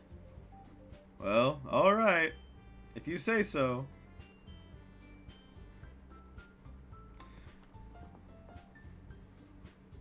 Well, Monica did tell me to save my game earlier. So, is like Monica the only girl that's like self-aware that she's in a game? If you say so. I worriedly glance at Sayori before turning back toward everyone else. But the conversation has already dispersed, with everyone back at their usual activities. Maybe I should ask Monica if she noticed anything about Sayori recently. Since they've been preparing for the festival, they must be spending a lot of time together. I timidly approach Monica, who is shuffling through some papers at her desk. Davernack, what's up? Hey, this might sound a little strange, but have you noticed anything up with Sayori recently? Anything up with her? In what way do you mean? Maybe I'm reading into it a little too much, but she seems a bit downcast today. Oh, you think so? I can't say I've noticed anything about her. Monica peers across the room at Sayori, who is idly dragging a rubber eraser up and down her desk. Oh, Ika is literally squid? See, I didn't know all that. That's cool. What does Mon mean then? Does that mean anything?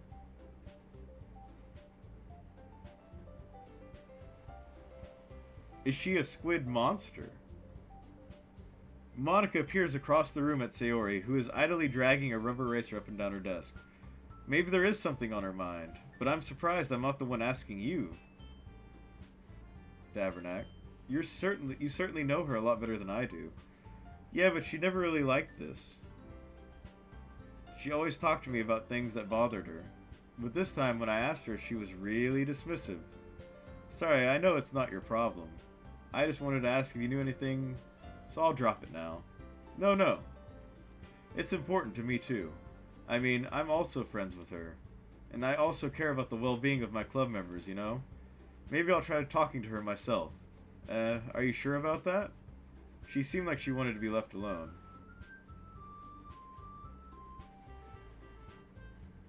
Are you sure? Maybe she just had a hard time bringing it up with the person of interest. Oh, I get what she's saying. And that makes sense.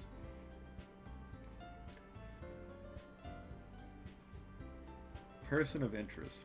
What do you mean by that? Here's the player character not knowing...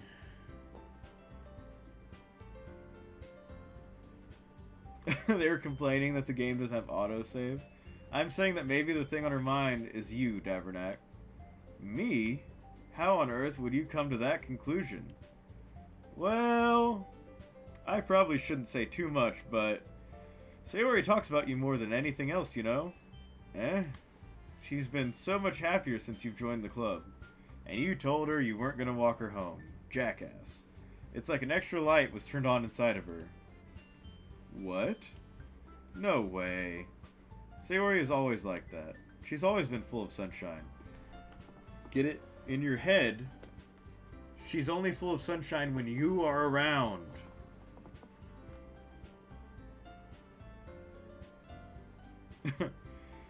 I mean, it's still kind of broke immersion, but she's always been full of sunshine. It's not any different now than it has always been. Hee. You're so funny, Davernack. Have you thought that maybe you've always seen her as so cheerful? Because that's just how she is. That's exactly what I just said. That's just how she is when she's around you? I said too much. I'm sorry, what do I know anyway? I didn't mean to jump to conclusions, so you should just forget what I said. I'll try to talk to her, so try not to think about it for now. I wonder what Monica's gonna say to her.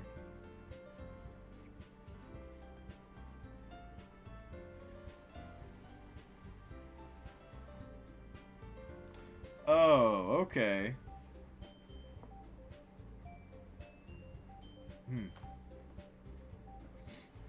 So is that why she's not an option for, like, to make her happy when you're writing a poem? Because she just likes whatever you do? That makes sense. Ah. Alright. Monica smiles meaningfully. I know she said to forget about it, but I already know that I won't be able to get her words out of my head. Monica stands up from her desk and walks across the room to where Sayori is sitting.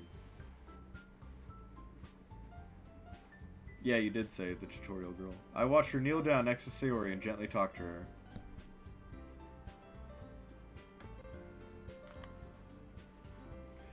But she's keeping her voice so quiet that I can't hear her from here. I sigh and sit myself down. I know Sayori told me not to worry about her and to have fun with everyone else. But that's impossible to do when she's behaving like this, and you don't want to see one of your friends sad. Exactly how much do I care about her that I'm letting this weigh me down so much? Now it feels like I'm the one behaving out of the ordinary. But there's nothing I can do besides wait for Monica. Why does it feel like I'm being watched? There's two other people in the room that are probably looking your way. I glanced around the room. Suddenly I noticed Yuri peering at me from over her book. But she looks away just as quickly, with a flustered look on her face. I realize that she won't get anywhere like this. I've never really seen Yuri approach anyone or start a conversation of on her own accord. So I have no choice but to approach her myself. Dude, you're gonna go talk to Yuri now, instead of talking to Sayori first, who's sad. And Sayori's gonna look over and see you talking to Yuri. And it's gonna make her more big sad.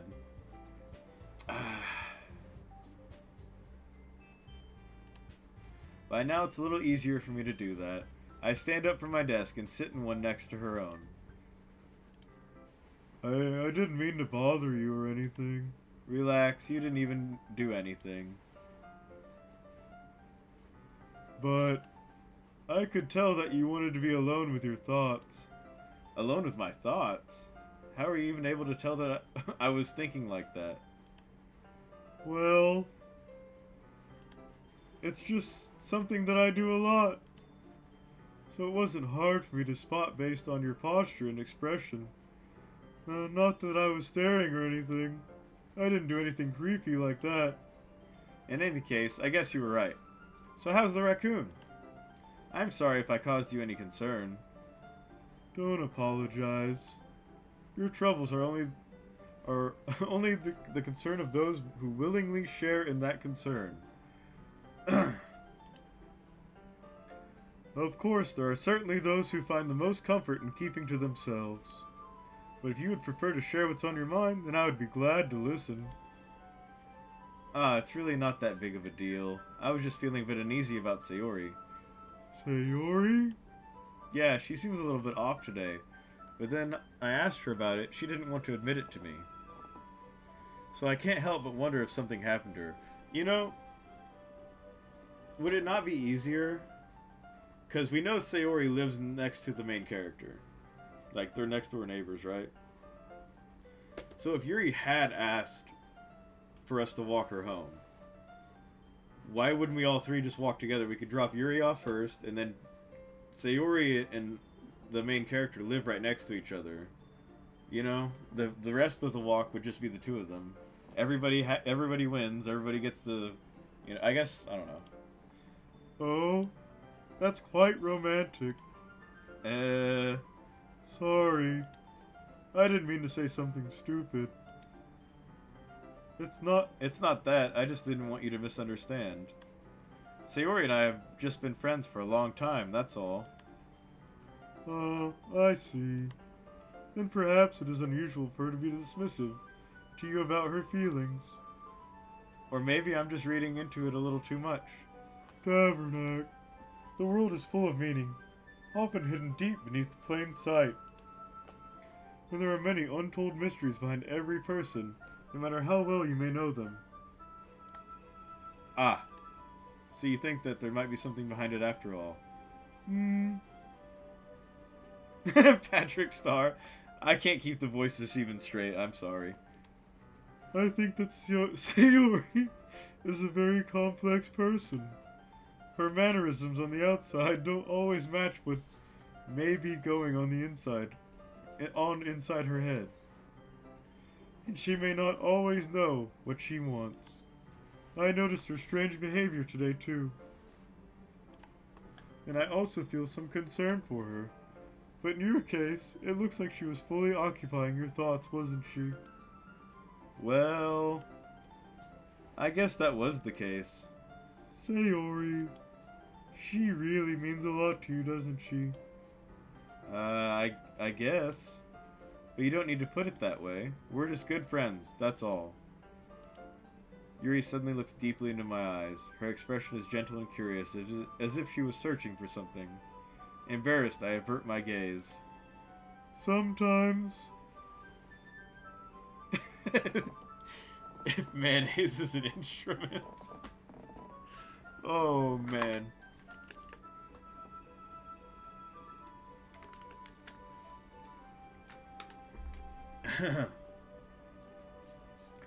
Sometimes, a person's mysteries are untold even to themselves.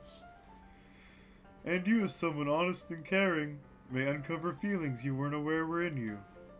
That is, I think that she would be a very fortunate person to have you feel that way about her. Yuri, you're giving me too much credit. I'm a pretty simple guy, and an idiot. So I think I'm pretty good at understanding my own feelings. That's...